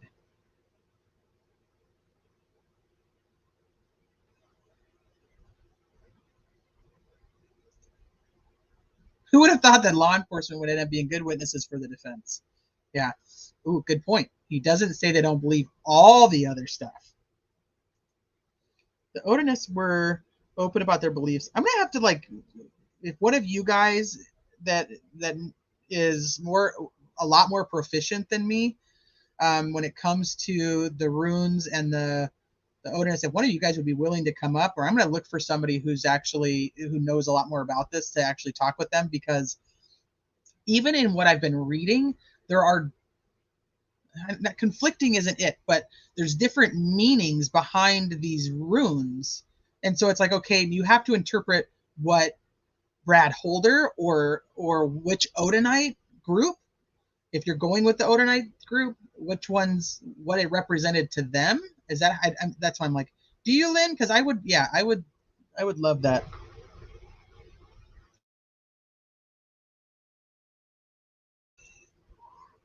Oh, saying I said that like I'm part 4. I was like, even if you guys believe the aliens came down and did this, it's fine. Just be nice to each other. I don't care what your theory is, but I'm surprised that we don't have any alien thoughts yet.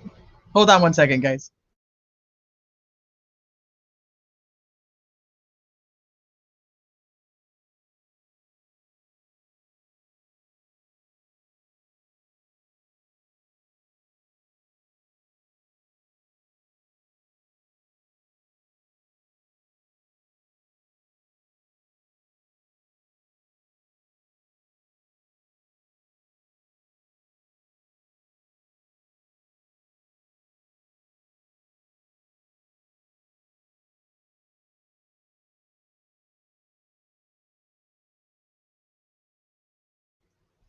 Okay. Yeah, you can send me an email. I know that I have a few emails from this weekend that I haven't had a chance to look at. So yeah, you're welcome to send me an email, or you can even just name it here if you want to. I'm just more curious into somebody who actually has studied this, or oh, Ava, there's old and new. And maybe that's why I'm getting conflicting information when I'm trying to research it myself, and because I don't know enough about it to know which one, like which one they would actually mean. My three sons. Hey, stupid question. There's never a stupid question. We're all here to learn things. Where did the defense get this info? Okay, so from my understanding, what's happening is they were given bits and pieces of this in discovery, and as they were kind of digging through, they were learning more about what this Odinism stuff was. They also mentioned at the beginning of the documents, I think it's like in part 2 that I read, that Richard Allen himself had told them that there was Odinites that were the guards in the prison that he's being held at. And they specifically say they had never mentioned Odinites or Odinism to Richard Allen. So him bringing it up was important to them. That these guards were basically forcing him to confess, that they wanted it on recording to his wife on the phone. Otherwise, they were going to hurt his wife and his daughter. So, yeah, it's a deep stuff. Yeah, it is. Absolutely. I don't have, it's not even like something that's my forte at all to even, so I'm trying to wrap my head around it just for the purposes of this, but of course it is. And of course they did. They sought out some fool at Purdue, supposedly, think the drawing Ellie gave her is BS. Bet she got it from Unified Command, LOL. Yeah, I think so too. Because I'm like, wait a minute. If they're just randomly giving her these things, they also said that they did not show this quote unquote mysterious professor. They did not show them the crime scene photos. What they showed them was a drawing of the sticks that they found on the bodies. Well, now that's interesting to me because they originally did think it had something to do with the ritualistic or signature something for them to even do that. So when they're getting umpteen thousand tips about somebody who practices that, and these people don't even know what the crime scene looked like, how does having a conversation with Brad Holder just going, okay, yeah, no, he's good. He said he was at work. We're all good. Yeah, that's why I want somebody else to tell me about it, Corey, because like it's too much.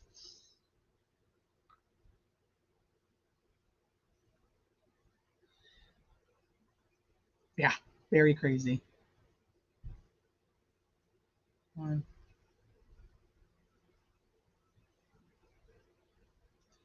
No, he did. That's hip hop. Are you serious? The trooper that allegedly gave the polygraph to Elvis's sister died in a suspicious fire. I said this on part 1 too. Anybody who's being mentioned in these, I am concerned for safety. These people who are quote unquote coming forward, any of them, all of them, the law enforcement and any law enforcement who is going against other law enforcement. Oh, that's not good. It's never a good thing for them. I have had people comment to me about like Odinism itself, and I tried to make it specifically clear too that every religion that I know of, which is this one's a new one for me, everybody has these weird extremist groups that take their religion and make it into something that's not what the religion is meant for. And I do believe, I had somebody who said like, they're an Odinite and this is not what they believe and they do not practice that kind of thing. That's like human sacrifice is not part of it. Even though if you look back at old Odinism, human sacrifice was a part of it. But so like it evolves.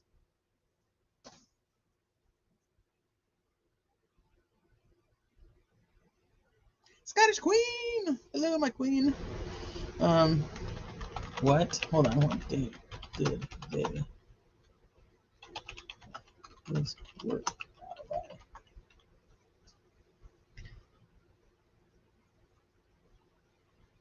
Okay, nope. The polygraph was self-inflicted. Ferenczi was killed by a former CO. Well, the polygraph examiner. The polygraph examiner was killed or died. Hey, Rise Above. Good to see you.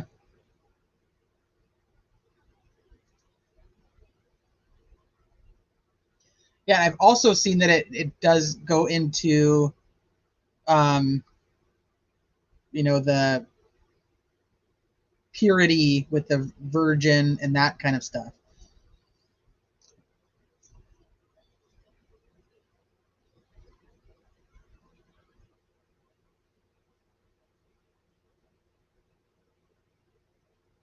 Requires you to give something in return to get protection. Most Nordic pagans don't sacrifice.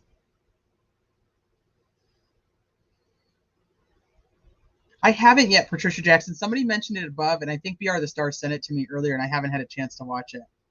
Yeah, every religion has like, woo, died in a house fire. Yeah, Odinism is one specific flavor of Nordic paganism derived from Asatru. It's fairly new. Okay. Okay, come back, sweet Melissa. Tell him you're busy. It's crime time.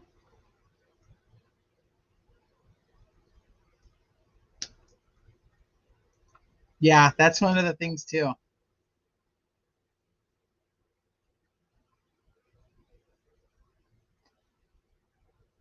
There's a lot of eyes on it for him to not survive, but you know what? I mean, crazier things happen.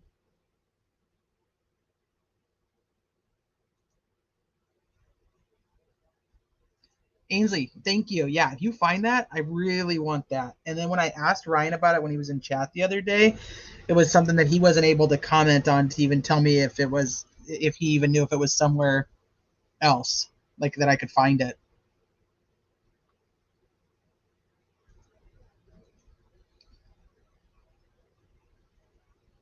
Okay, so now let's go. Let's talk about Mr. Elvis.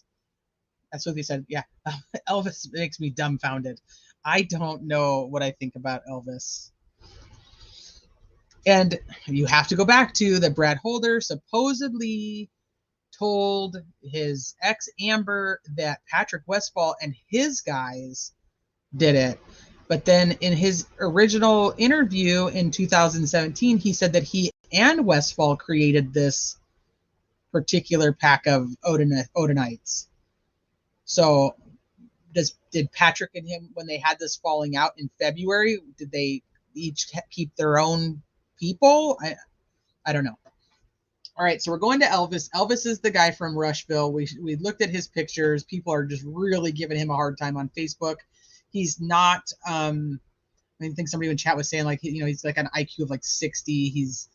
They don't refer to him very nicely in here, but they also do talk about that he's basically essentially being used.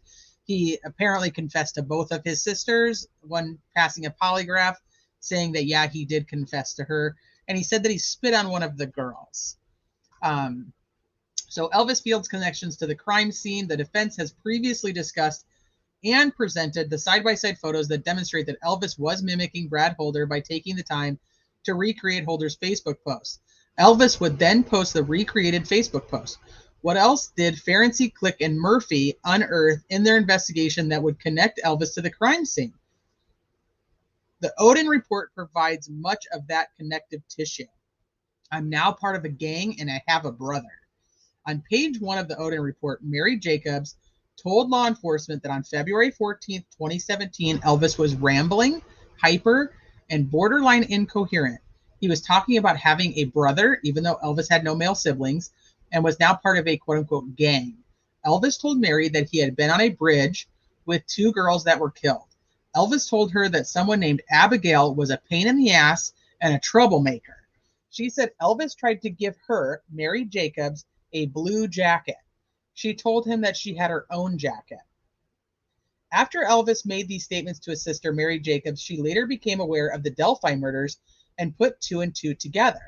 Sometime 2 to 3 weeks after Elvis made the statements, Mary Jacobs and her husband Troy drove to Delphi.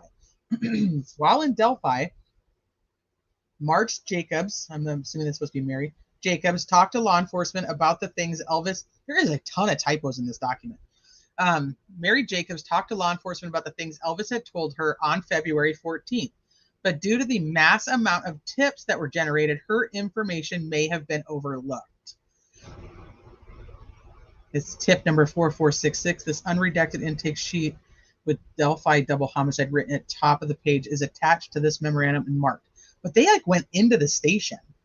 The defense has requested that the prosecutor locate the tip sheet that contains accurate details as to exactly when Mary Jacobs and her husband visited law enforcement officials in Delphi and what was communicated during this visit. Unfortunately, this is yet another piece of evidence that the defense has not received.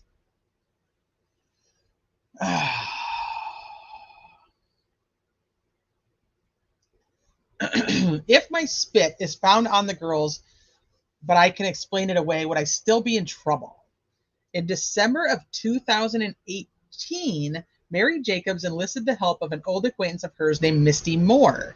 Since law enforcement had not followed up with Mary Jacobs, they don't do anything. There's just not a lot of follow-up here, which is just incredible to me. We know they didn't follow up with Richard Allen. They really buried a lot of tips about Brad Holder. They don't follow up with Mary Jacobs. Hold on, I'm going to take a drink.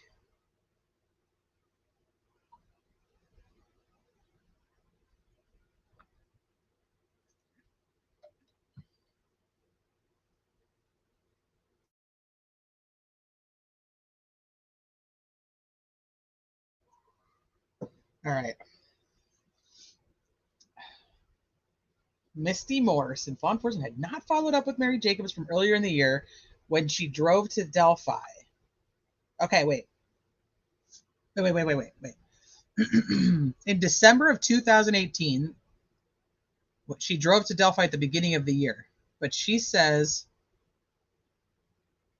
2 to 3 weeks after Elvis made the statements, they drove to Delphi. That would be around beginning of March, middle March of 2017. Is this another typo? In December of 2018. Okay, hold on. Let me keep reading in case it clarifies it. Enlisted the help of the acquaintance, Mary Jacobs, from earlier in the year when dove to Delphi and described what Elvis had told her. Mary was still concerned that Elvis was involved in the murders, but nothing was being done about it. Misty Moore worked for Homeland Security out of Greenfield, and Mary was hoping Misty could assist in locating someone from law enforcement to become interested in Elvis Fields, her own brother. Mary talked to Misty Moore, who then passed this information on to the proper law enforcement channels. In January of 2018, Mary was interviewed. Okay, I'm assuming that's a typo and it's supposed to be December 2017. Because in January of 2018, Mary was interviewed on February 1st, 2018. State police gave Mary Jacobs a polygraph to determine whether Mary was being truthful about what Elvis had told her almost a year earlier. Mary passed the polygraph. More on that later. Based upon what Mary Jacobs had told law enforcement in January of 2018, and based upon Mary Jacobs passing a polygraph in February of 2018, law enforcement interviewed Elvis on February 27th of 2018. This interview was videotaped, but the defense team just received this video on September 8th. Jerry Holman from the Unified Command conducted this interview of Elvis. Kevin Murphy was also present. During this interview, Elvis agreed to take a mouth swab that would be used for DNA. Jerry Holman and Kevin Murphy, both with the state police. Okay, so see, they do end up clarifying, because that was one of the clicks comments was that Murphy was not a Rushville cop. But I think they're talking about, when they talk about like Rushville, they're talking about the people from Rushville, the Abrams guy and Elvis, and then they're tied it to Messer.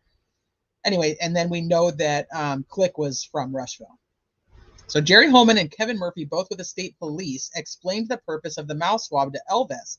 So Elvis was aware that the DNA from this mouth swab would be compared to any DNA from the crime scene. At the conclusion of the interview, Trooper Murphy dropped Elvis off at his trailer. As described on page 1 of the Odin report, after Elvis exited the police vehicle and walked toward his trailer, Elvis turned around before entering his house and walked back to Trooper Kevin Murphy's vehicle.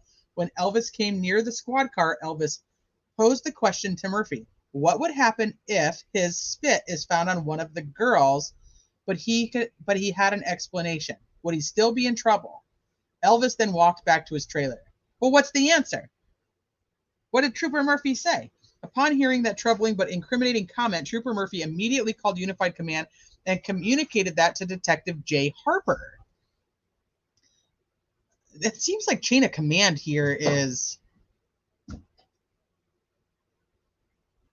kind of all over the place.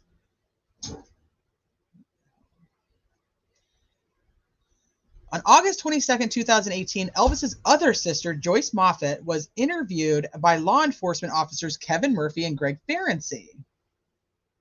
On 2 previous occasions, Joyce had denied that Elvis had made incriminating statements to her. However, in the 3rd interview, Joyce reluctantly recounted to Ferenczi and Murphy's statements that Elvis made to her in the fall of 2017. According to Joyce, sometime in the fall of 2017, Elvis Fields moved in with her following the death of her boyfriend. Joyce recounted the following statement Elvis made to her in the kitchen in October of 2017, at a time when they were living together under the same roof. I am in a lot of trouble. I am going away for a long time. I was on that trail and that bridge with those girls when they were murdered. There were 2 other people there with me when it happened. I spit on one of the girls after they were killed.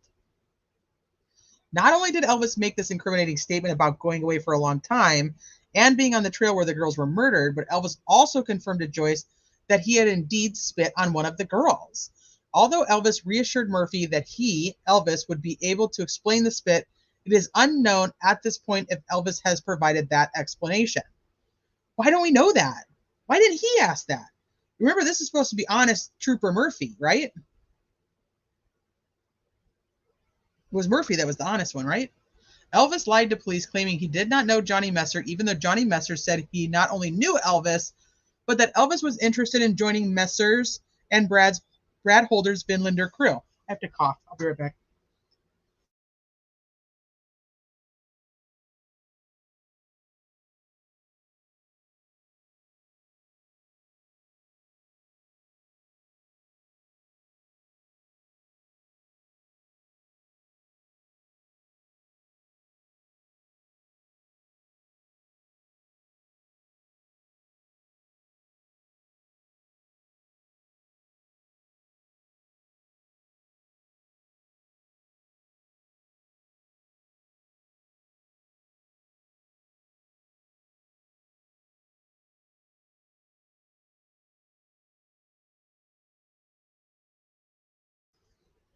Okay. Whew. All the reading, it's like my throat's like, okay, we're done here. Okay, so in his June 2018 interview, Elvis unequivocally denied knowing the recruiter Johnny Messer. However, in his October 2018 interview, hold on.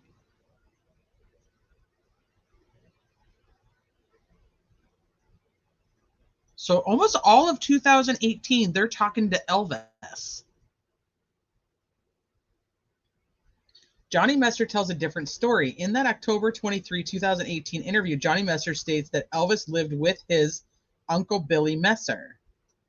Johnny Messer further stated in that interview that he would take firewood to his uncle's home during the winter, that Elvis was living with Billy Messer. Most importantly, Johnny mentions that Elvis's boss and self-described father figure, Ned Smith, and Elvis's roommate, Rod Abrams, all were interested in joining Johnny Messer's Vinlander Club.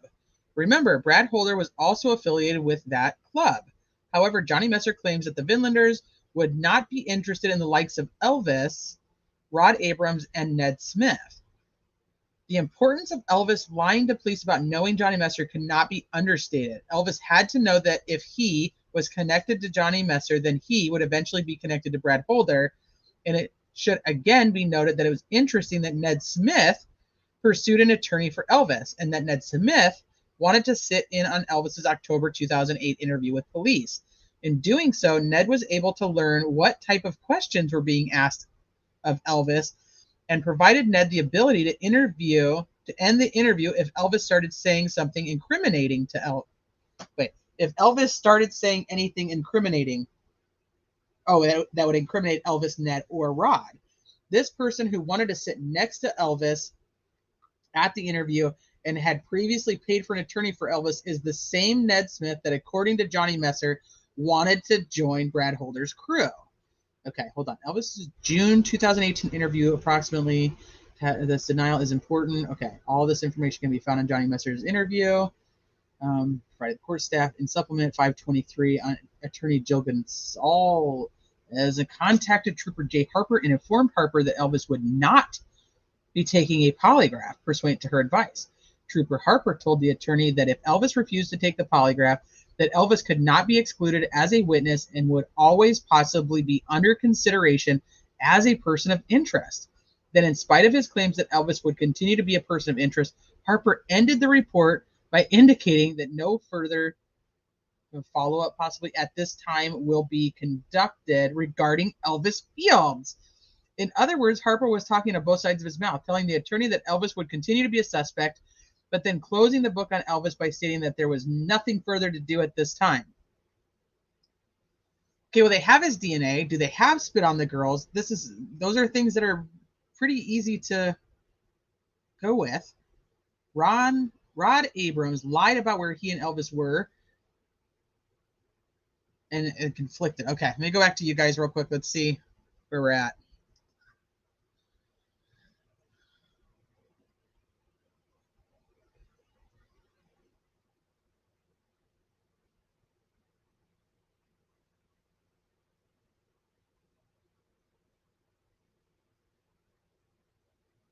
Scottish Queen, you have pictures? What pictures?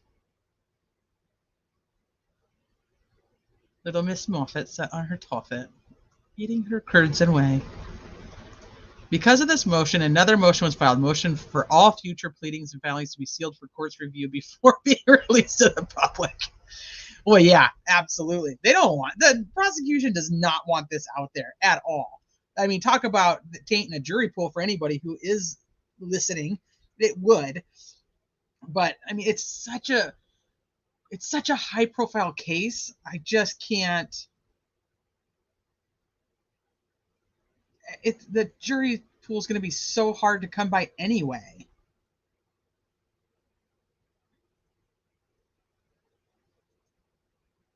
Okay. Let me see how much longer we have here.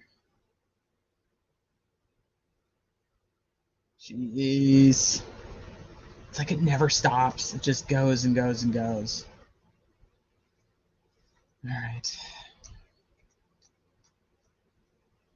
So yeah, I wanted to try to make it through this section, then we'd only have the last section to go. But I don't know if we're going to be able to do that.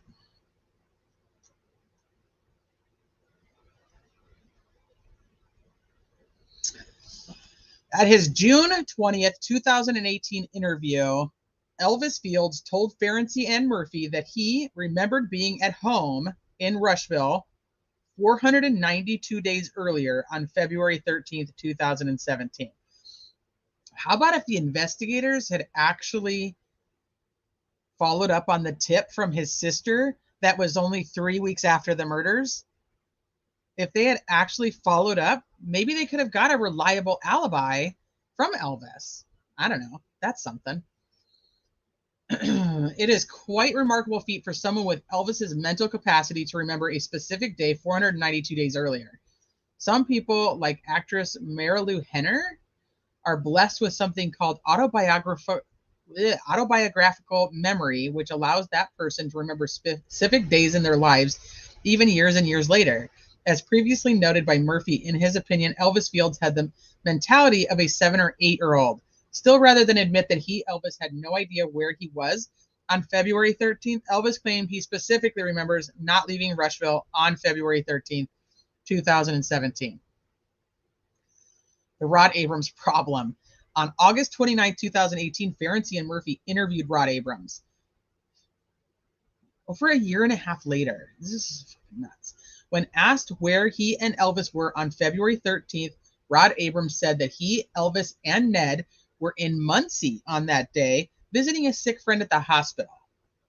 Autobiographical memory must be in the water in Rushville, as Rod Abrams, when interviewed, was able to remember exactly where he was 562 days earlier. In addition to remembering that they were at a hospital in Muncie, Rod also stated that both he and Elvis had their phones with them. When told that law enforcement would check cell phone records to see if Rod was actually at the hospital in Muncie, Rod explained that hospitals cut cell reception on phones because they interfere with hospital equipment. So their phones probably would not show that they were at the hospital in Muncie. What a surprise. In the supplement, Joyce Moffat interview provided in Discovery, handwritten notes, presumably of law enforcement, state the following. Fields, Ned Smith, Rod Abrams, not in Muncie on 2/13/2017 at hospital. This was the conclusion of law enforcement, and obviously Rod Abrams' ridiculous statement that their phone records would not confirm that their phones were at the hospital because of hospital equipment is common sense evidence that Rod Abrams was lying. On February 13th, 2017, phone records apparently show that Elvis's phone stayed in the same place in Rushville from approximately 10:30 a.m. until 7:30 p.m. So phone records also show that Elvis, for some reason, did not use his phone whatsoever for roughly 9 hours. That's interesting. Elvis told law enforcement that he usually kept his phone on him. As stated in the previous paragraph, Rod Abrams stated that Elvis had taken his phone to Muncie to visit the mystery friend in the hospital. However, phone records show that Elvis's phone was in Rushville during that time.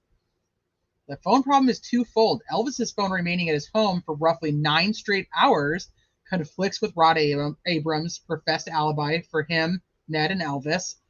And 2, in today's day and age, it would seem highly unlikely that Elvis simply did not pick up his phone for roughly 9 hours, especially when Elvis claimed he usually kept his phone with him. The takeaway for any curious investigator would be, at a minimum, twofold. 1, Rod Abrams lied about being in Muncie, but Elvis forgot to stick with that lie. 2, Elvis went up to Delphi, but was told to leave his phone behind so that phone data would not show that he, Elvis, was in Delphi. It is unknown if Rod Abrams or Ned Smith's phone records were ever recovered. Suffice it to say, Elvis's and Rod Abrams' alibis are beyond highly suspicious. If his phone isn't actually being used for 9 hours that entire day,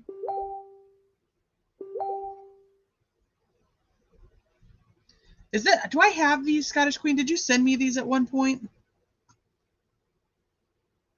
Because I know I have some that are like that, but I don't know. I have so many pictures, it's hard to tell. Yeah, they don't cut off service.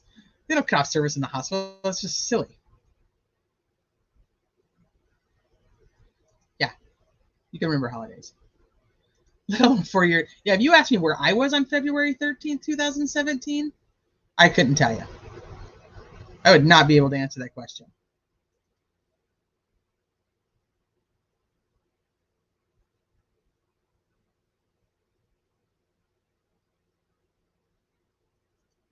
I remember 3 or 4 days from 4 years of college. I think that's different. I think that's different why you don't remember that. You must be talking to Shay Benet.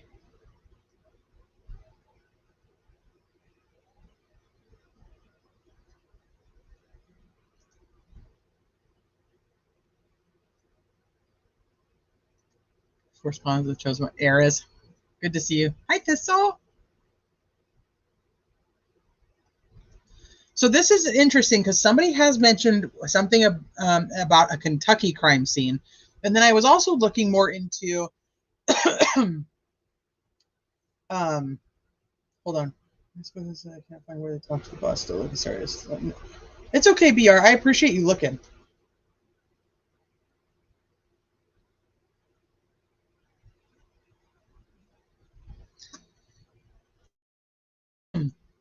And then I was looking into the Iowa, the Evansdale girls, and I don't know if there's not a lot of information out there about that either. Oh, Eris. The day before Valentine's Day 6 years ago.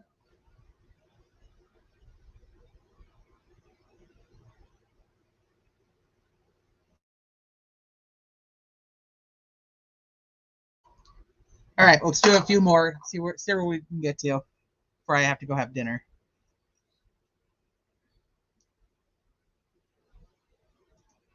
Okay. Elvis described forming horns out of sticks and placing them on Abby's head, and the crime scene photos confirm Elvis's statement. Hi, Miss Kay. Perhaps the most damaging piece of evidence that links Elvis to the crime scene was found in an unusual place. the middle of a report that memorialized the results of Mary Jacobs' polygraph examination. In Mary's pre-examination interview, polygraph examiner Stephanie Thompson recorded that Mary Jacobs stated the following. Elvis told her, Mary, that Abigail is a little troublemaker and that he placed leaves on her and used sticks to give her horns. Horns and antlers are common symbols used in pagan rituals, and Brad Holder himself displayed the Odinite fascination with horns on his Facebook posts. Find attached Exhibit 97 from Brad Holder's Facebook page. As you can see, the middle photograph is an image of a person with small stick-like antlers on top of their head. Find attached a close-up photograph of Abby's head from the crime scene. From a distance, it may not be immediately noticeable. However, upon closer inspection, it is obvious that someone involved in the killings intentionally placed small sticks from a tree on top of Abby's hair to resemble horns or antlers. The horns formed from sticks on Abby's head looks similar to the image found on Holder's Facebook page. The defense has not viewed one single report that discusses the sticks placed atop Abby's hair shaped like horns antlers being compared with Elvis's statement to his sister that he shaped sticks into horns on Abby. Therefore, the presumption is the Unified Command never figured this out.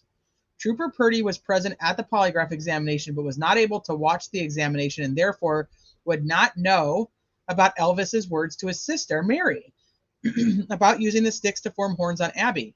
Rather than now being curious in the year 2023 as to how Elvis knew such a thing, and then using this new information as a basis to secure a search warrant or even an arrest warrant on Elvis, when factoring in all the other evidence, sadly, it is expected that law enforcement will do the exact opposite of being curious. It is expected that law enforcement will claim that the photograph does not prove anything, or that the defense is exaggerating the photograph. And that's why we have to see the photograph, but then they're not going to ever show us the photograph because it's going to be gruesome. Perhaps the Unified Command will huddle together and establish a go-to party line stance on how to deal with problems created with the polygraph examination information and photo of sticks formed as horns on Abby's head in the crime scene photographs. It would be refreshing if someone in Unified Command could stop worrying about how the public will view their incompetence, admit to their mistakes, and then perform the type of police work that should have been performed 6 years ago.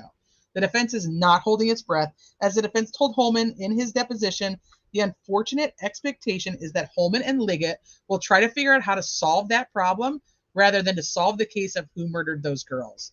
Elvis's insider knowledge of the crime scene may be a place for Holman to start. Again, part of the Franks analysis involves the court reviewing the behavior of law enforcement to determine whether Liggett intentionally concealed and falsified evidence in Liggett's affidavit for search warrant. Liggett and Holman and the rest of the Unified Command's reaction to the information contained in the polygraph examination concerning sticks formed into horns on Abby's head may very well reveal whether Liggett is interested in the truth or in burying the truth, which again is part of the Franks analysis. If they have, this is my thought, if they have any documentation, which I'm believing that they do, because of the initial questions about Odinism from the crime scene, that the initial investigators thought something was off. They looked at these sticks and all this stuff and thought something was off, which is why they supposedly went and talked to a professor. Oh, thank you. Our bucket list has holes.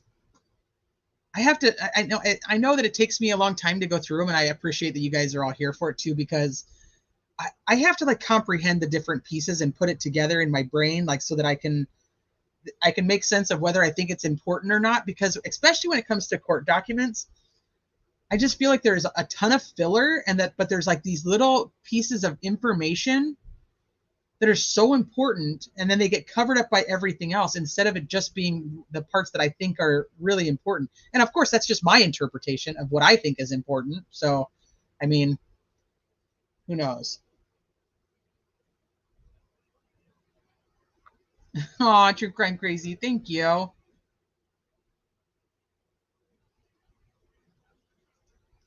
It'd be great to have a member or ex-member in chat. Odins have knowledge. They go back to the Vikings. So Alan would be very welcomed. Yeah, I would love to have somebody that could actually come and teach me. No bears. Not yesterday though, Corey. That was really bad. That was really bad yesterday. Okay, now we got Patrick Westfall's connection to the crime scene. Jeremiah, but why can't they just figure out who the hell the professor is? And where's the professor's report that they say they had and Purdy had in his hands? Speaking of Purdy, my husband is a 49ers fan, so.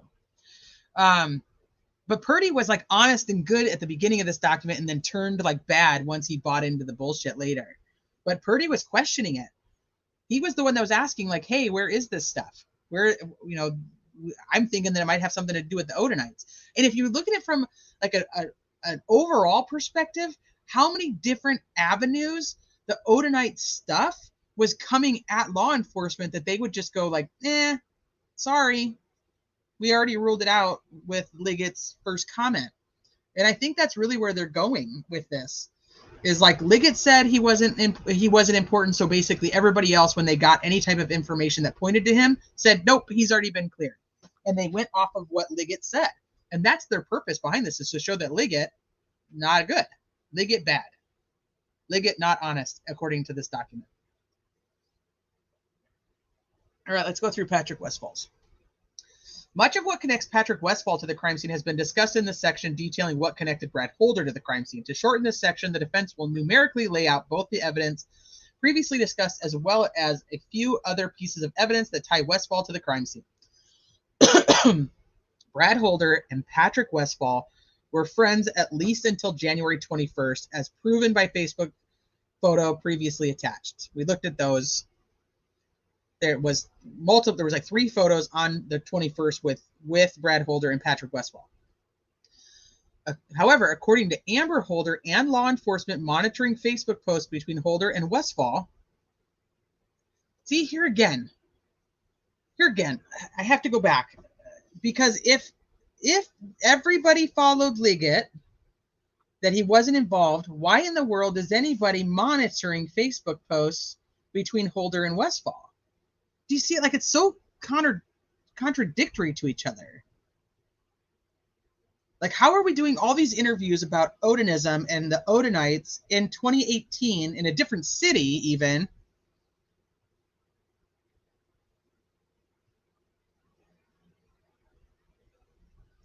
And now here we are, like, there's law enforcement that's supposedly monitoring the Facebook posts. So, like, which is it? You didn't think he was involved. You did think he was involved. You went back and you followed up on all these tips, or you didn't.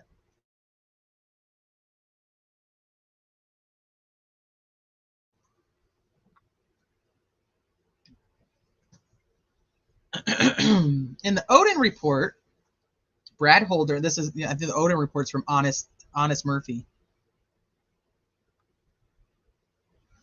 I heard that they were visiting with RL that weekend, but I've never seen proof of it. But I have heard from back in the day. We pulled up a Reddit post, I think on like part 1 or 2, that showed people talking about that Brad Holder was at Ron Logan's property that weekend.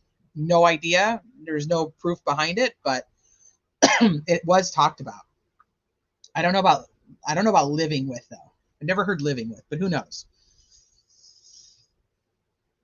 Holder Westfall had a fight between Brad Holder and Patrick Westfall occurred sometime in February of 2017 concerning a ritual gone bad in the woods near a creek.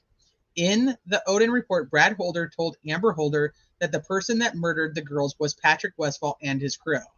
See, and here's another thing. So why are they talking with Amber Holder moons later and having her specifically ask questions about Patrick Westfall and Brad Holder? So then does it come down to that Brad Holder was cleared and that they were actually looking into Patrick Westfall? Because the law enforcement is having Amber ask Brad questions and she's reporting back to law enforcement the answers. Why would that be necessary if they had already marked this all off the list at the beginning with the professor and Liggett's comments?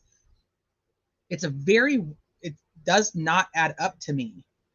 Furthermore, as referenced in the Odin report, Brad Holder told Amber Holder that Patrick Westfall is dangerous and has powerful friends that will protect him, and that she, Amber Holder, needs to back off or Brad Holder will not be able to protect her.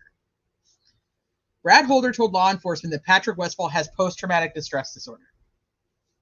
The video or the ritual in Fort Wayne that Ferenczi sent to Liggett and which has been attached as an exhibit shows Brad Holder videotaping someone that looks like Patrick Westfall using his fingers to mark a tree in the ceremony about the same height that the F tree was marked with Libby's blood, leaving the question of whether Patrick Westfall marked the F tree the same way that he marked the tree in the Fort Wayne ceremony video. We watched that the other day. Now, and that brought up a very good question in my brain of, is Richard Allen tall enough to even mark anything on that tree? He's only 5'4". If it is an F and if it was intentionally done, was he tall enough to make that mark? Patrick Westfall lives within a 7-minute drive of where the girls were murdered. Johnny Messer and Brad Holder commonly hung out at the Monon High Bridge and in the woods around the Monon High Bridge. Patrick Westfall also admitted that he knew the woods around the Monon Trail very well. Patrick Westfall's Facebook post from just 2 months before the girls are murdered shows Westfall cutting tree limbs into runes, and I don't have any of his posts. Cutting tree limbs into runes by slicing the tree limb with an electric saw, creating clean, smooth edges to the tree limb. In that Facebook post, Brad Holder is commenting, "Cutting runes." At the crime scene, one of the tree limbs placed on Abby has its end sliced cleanly and smoothly, similarly to the way Patrick Westfall is slicing the tree limbs in Exhibit 98. Westfall's alibi for February 13, 2017 is that on the day of the abduction, he was at home with his son, Nick. There's no evidence that law enforcement knocked on doors to determine if Patrick Westfall was actually at home at that time, nor any evidence that law enforcement walked around the neighborhood to see if any Ring door cameras or any other type of cameras caught Patrick Westfall leaving the house. Law enforcement just believed Patrick Westfall. Patrick Westfall was a pastor for a religion known as Asatru, which is a warrior type of religion with many gods, including Odin and Thor. That he was a pastor. Interesting. Okay. Patrick Westfall and Brad Holder were both affiliated with Vinlanders Club or gang, along with Johnny Messer. On March 2nd, 2017, only 16 days after the girls were found murdered, Unified Command member Kevin Hammond indicated that there was no lead required concerning Patrick Westfall, meaning no further need to investigate him. So somebody called in a tip on him as well? Somebody called in a tip on Patrick Westfall?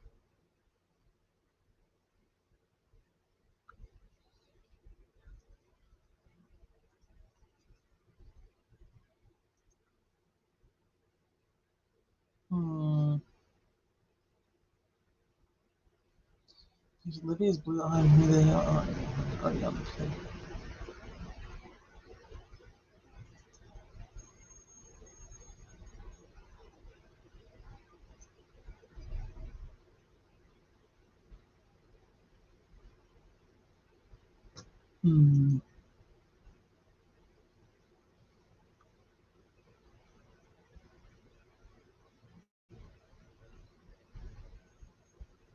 Patrick Westfall is connected to the crime scene in multiple ways. It is unknown if Brad Holder threw Patrick Westfall under the bus to Amber Holder in order to take the stink off of himself, or if Brad Holder knows that Westfall murdered those girls and then marked the tree like he did in the Fort Wayne ceremony. Either way, it cannot be understated that the single solitary softball interview between law enforcement and Patrick Westfall is disgraceful, considering everything listed above that links Westfall to the crimes. Let's repeat that. It appears that Westfall was interviewed one time on February 19th, 2017. 2 weeks later, Westfall was eliminated as a suspect.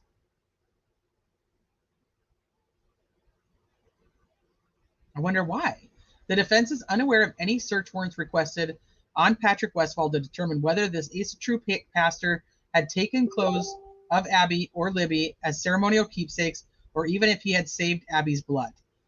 By looking at the 5-paragraph report generated from the only interview of Patrick Westfall, it looks like law enforcement did nothing but lob giant softballs at Patrick Westfall rather than conduct an intense interrogation the way citizens would expect for someone that evidence shows is so closely connected to the crimes.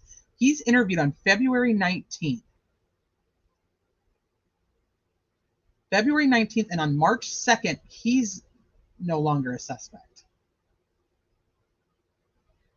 What made them interview him on February 19th? The defense is unaware of any search warrants requested on Patrick Westfall to determine whether this is a true pastor. Oh, we already read that part. By looking at the file, we already read that part. Da, da, da, da.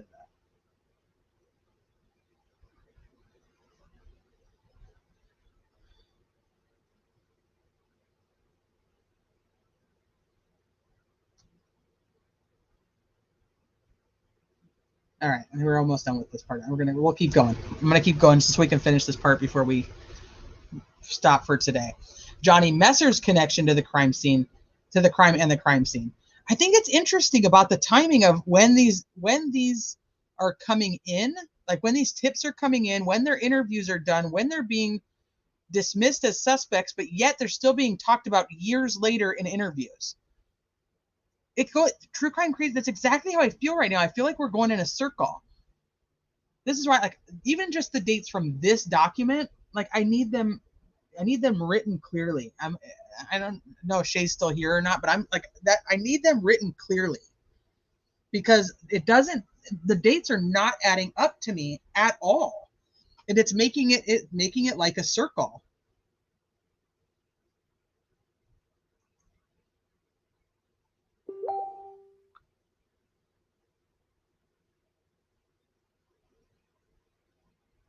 Hey, Mez, how are you? It's good to see you.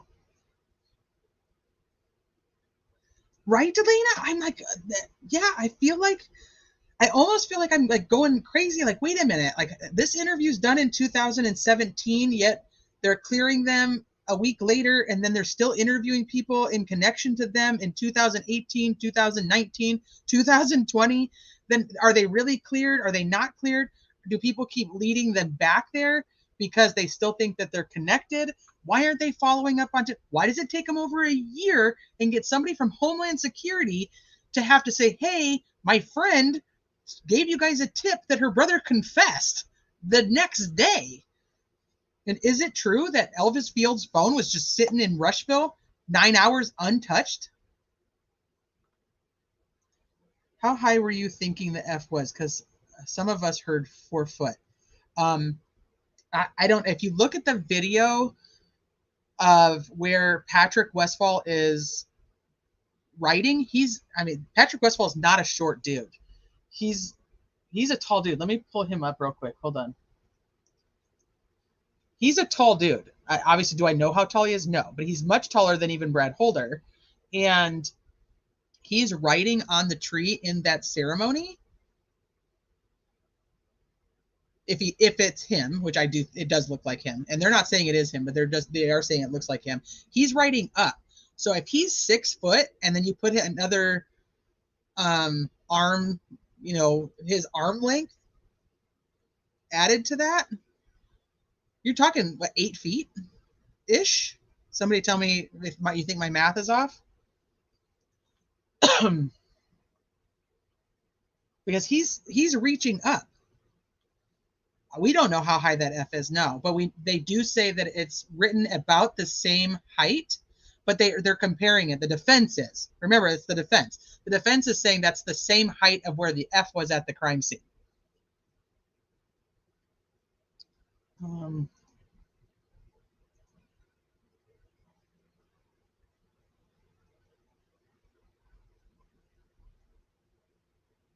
going to find that picture. Hold on.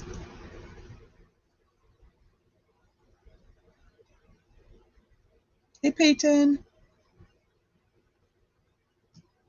Wait, where did we hear that? Where did we hear it was only 4 foot off the ground?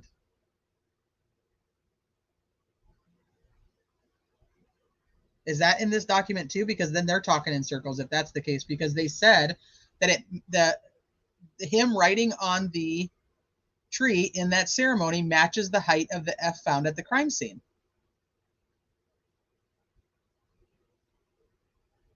This memo said that.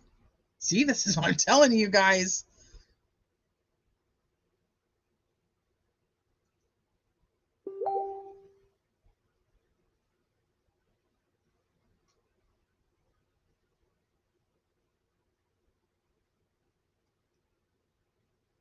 Hold on, I'm looking for the photo for you. Give me a second.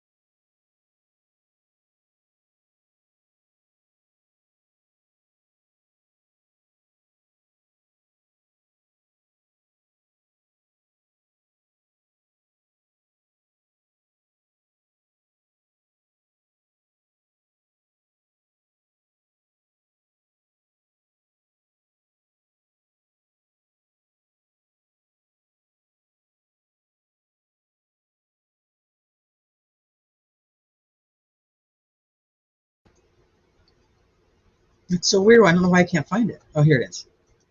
Found it. Never mind.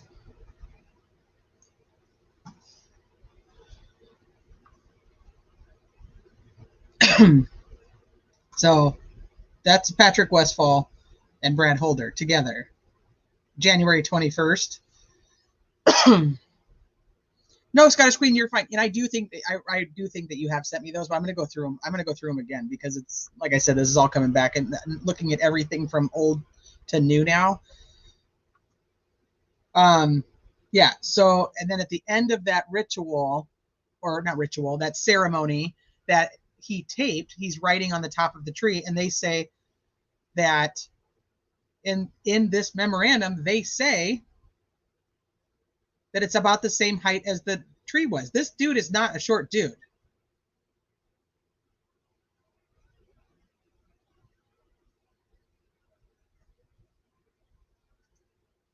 We watched that before. I'll pull it back up though.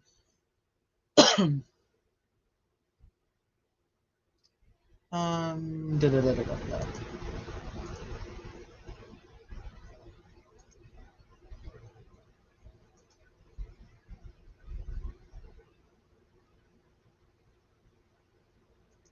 If you wish to hail him or not. It is not. Anybody wants to leave offering, feel free. Under the oak, the heathens of old gathered, and we gather here today. People of many paths, we call to the ancestral oak, the oak of the future and the oak of the now. We give our offering now in that connection with past and future and the eternal now. Hail! Hail! Let the son of this old day.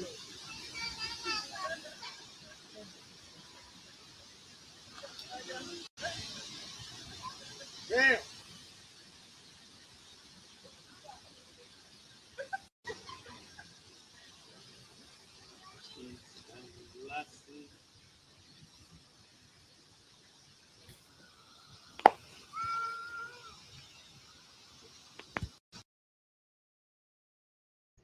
There.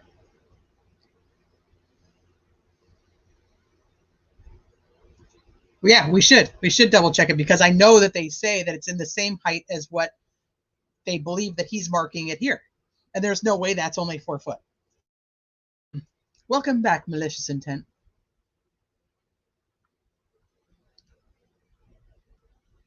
The legs positioned as four is the hanged man you may have seen in tarot. It is a depiction of Odin symbolizing ritualistic suicide and sacrifice Odin committed when he sacrificed his eye. Yes, and that is what Abby's legs were similar to. We don't know what he's writing here, and they can't even verify that that is actually him. So that's another thing. But he looks similar. I can see why they're saying that it probably is him, but they said that it was that high. So let's look. Okay, we're on page 102. Did they write it?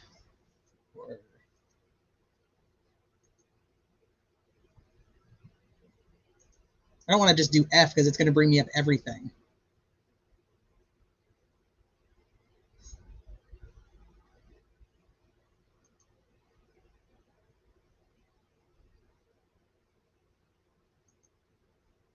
Here it is, right here. Yeah, a symbol that looked similar to the letter F appeared approximately 4 feet above the base of the tree. They do say it.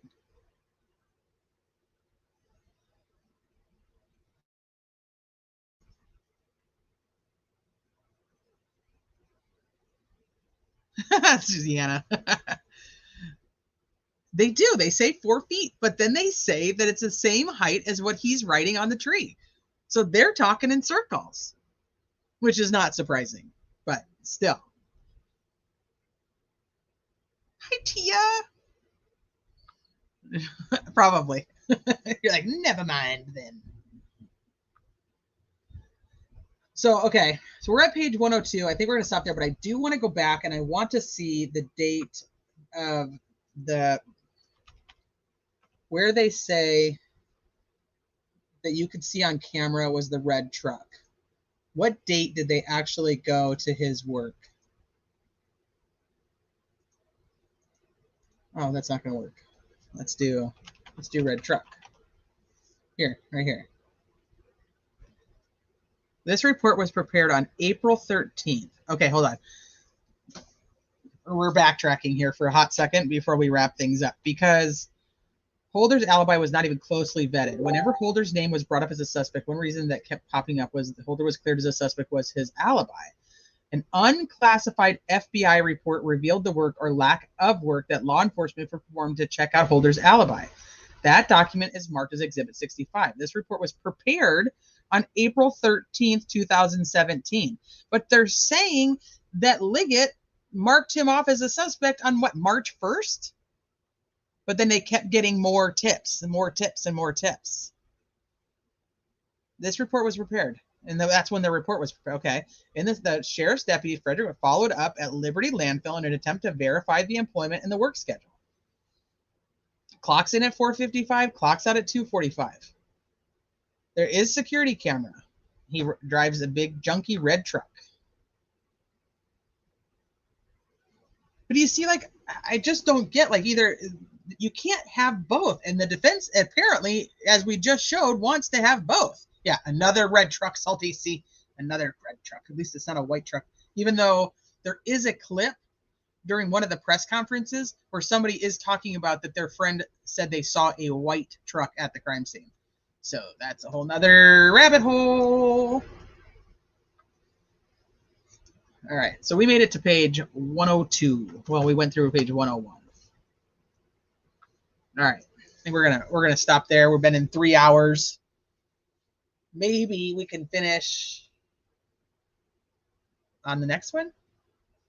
You think? Good stuff. Yeah, it's so confusing, Corey. It's so confusing because they just keep they're changing their own story here.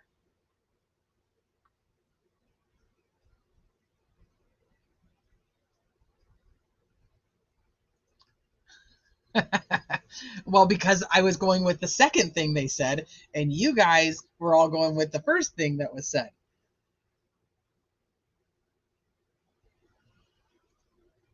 It does sound like it could be arterial spray, and if it doesn't really form an actual letter, this is what I'm saying, the interpretation of it.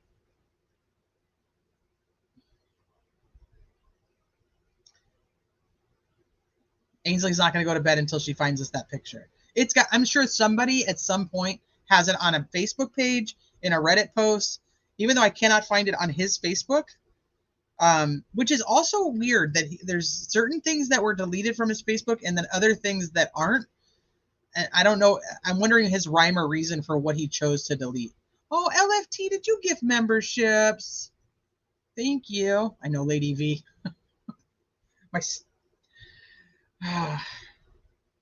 So hopefully I don't. If I come back tomorrow live and I have new scratches on my forehead, I'm gonna have. I don't know. We may have to stop talking about it. Oh, Heather B, you're very welcome. Like I said, it takes me. I know, like other people are like, oh, the document's done. If you are looking for just a straight read through and you just want to listen to the document in a very soothing tone, go to Crime Curious's channel. She finished. She read the entire document, and it's posted on Crime Curious's channel.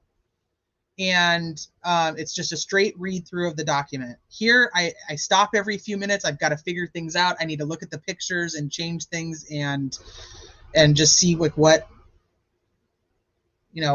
try to wrap my head around it, because some of it just doesn't make sense. Yeah, Sleuth, that's what I was saying. But then it does say that there was only 4 foot. So that is not the same height, because whether that person writing on the tree is Patrick Westfall or not, that dude is much taller than 5'4", regardless of who that is.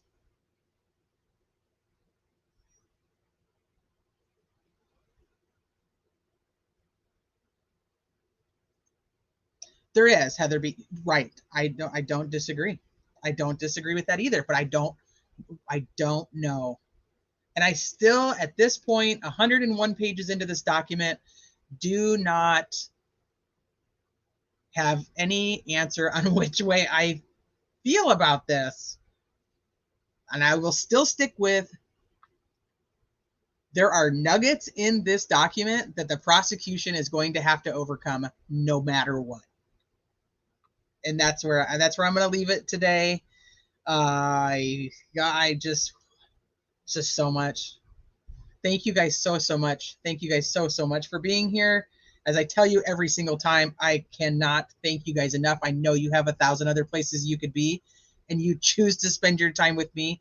And I know what that means, and I can't tell you how thankful I am for each and every one of you guys. I am going to do my best to come back tomorrow. The middle child has an ortho appointment at some point, so I got to do this around kids' schedules. But I appreciate each and every one of you guys for being here. I'm going to do my best to be back tomorrow at some time. And if not, it will for sure on Wednesday, but I think we'll be back tomorrow. Check out the merch. It kicks ass. Malicious Intent finally got some of hers in the mail. Before you guys leave, make sure you guys hit the like button. It's the biggest thing you can do to help support the channel. And I appreciate each and every one of you. We're going to see you for part 6. As crazy as that sounds, we're going to see you for part 6. I'll talk to you guys soon. Have a good night.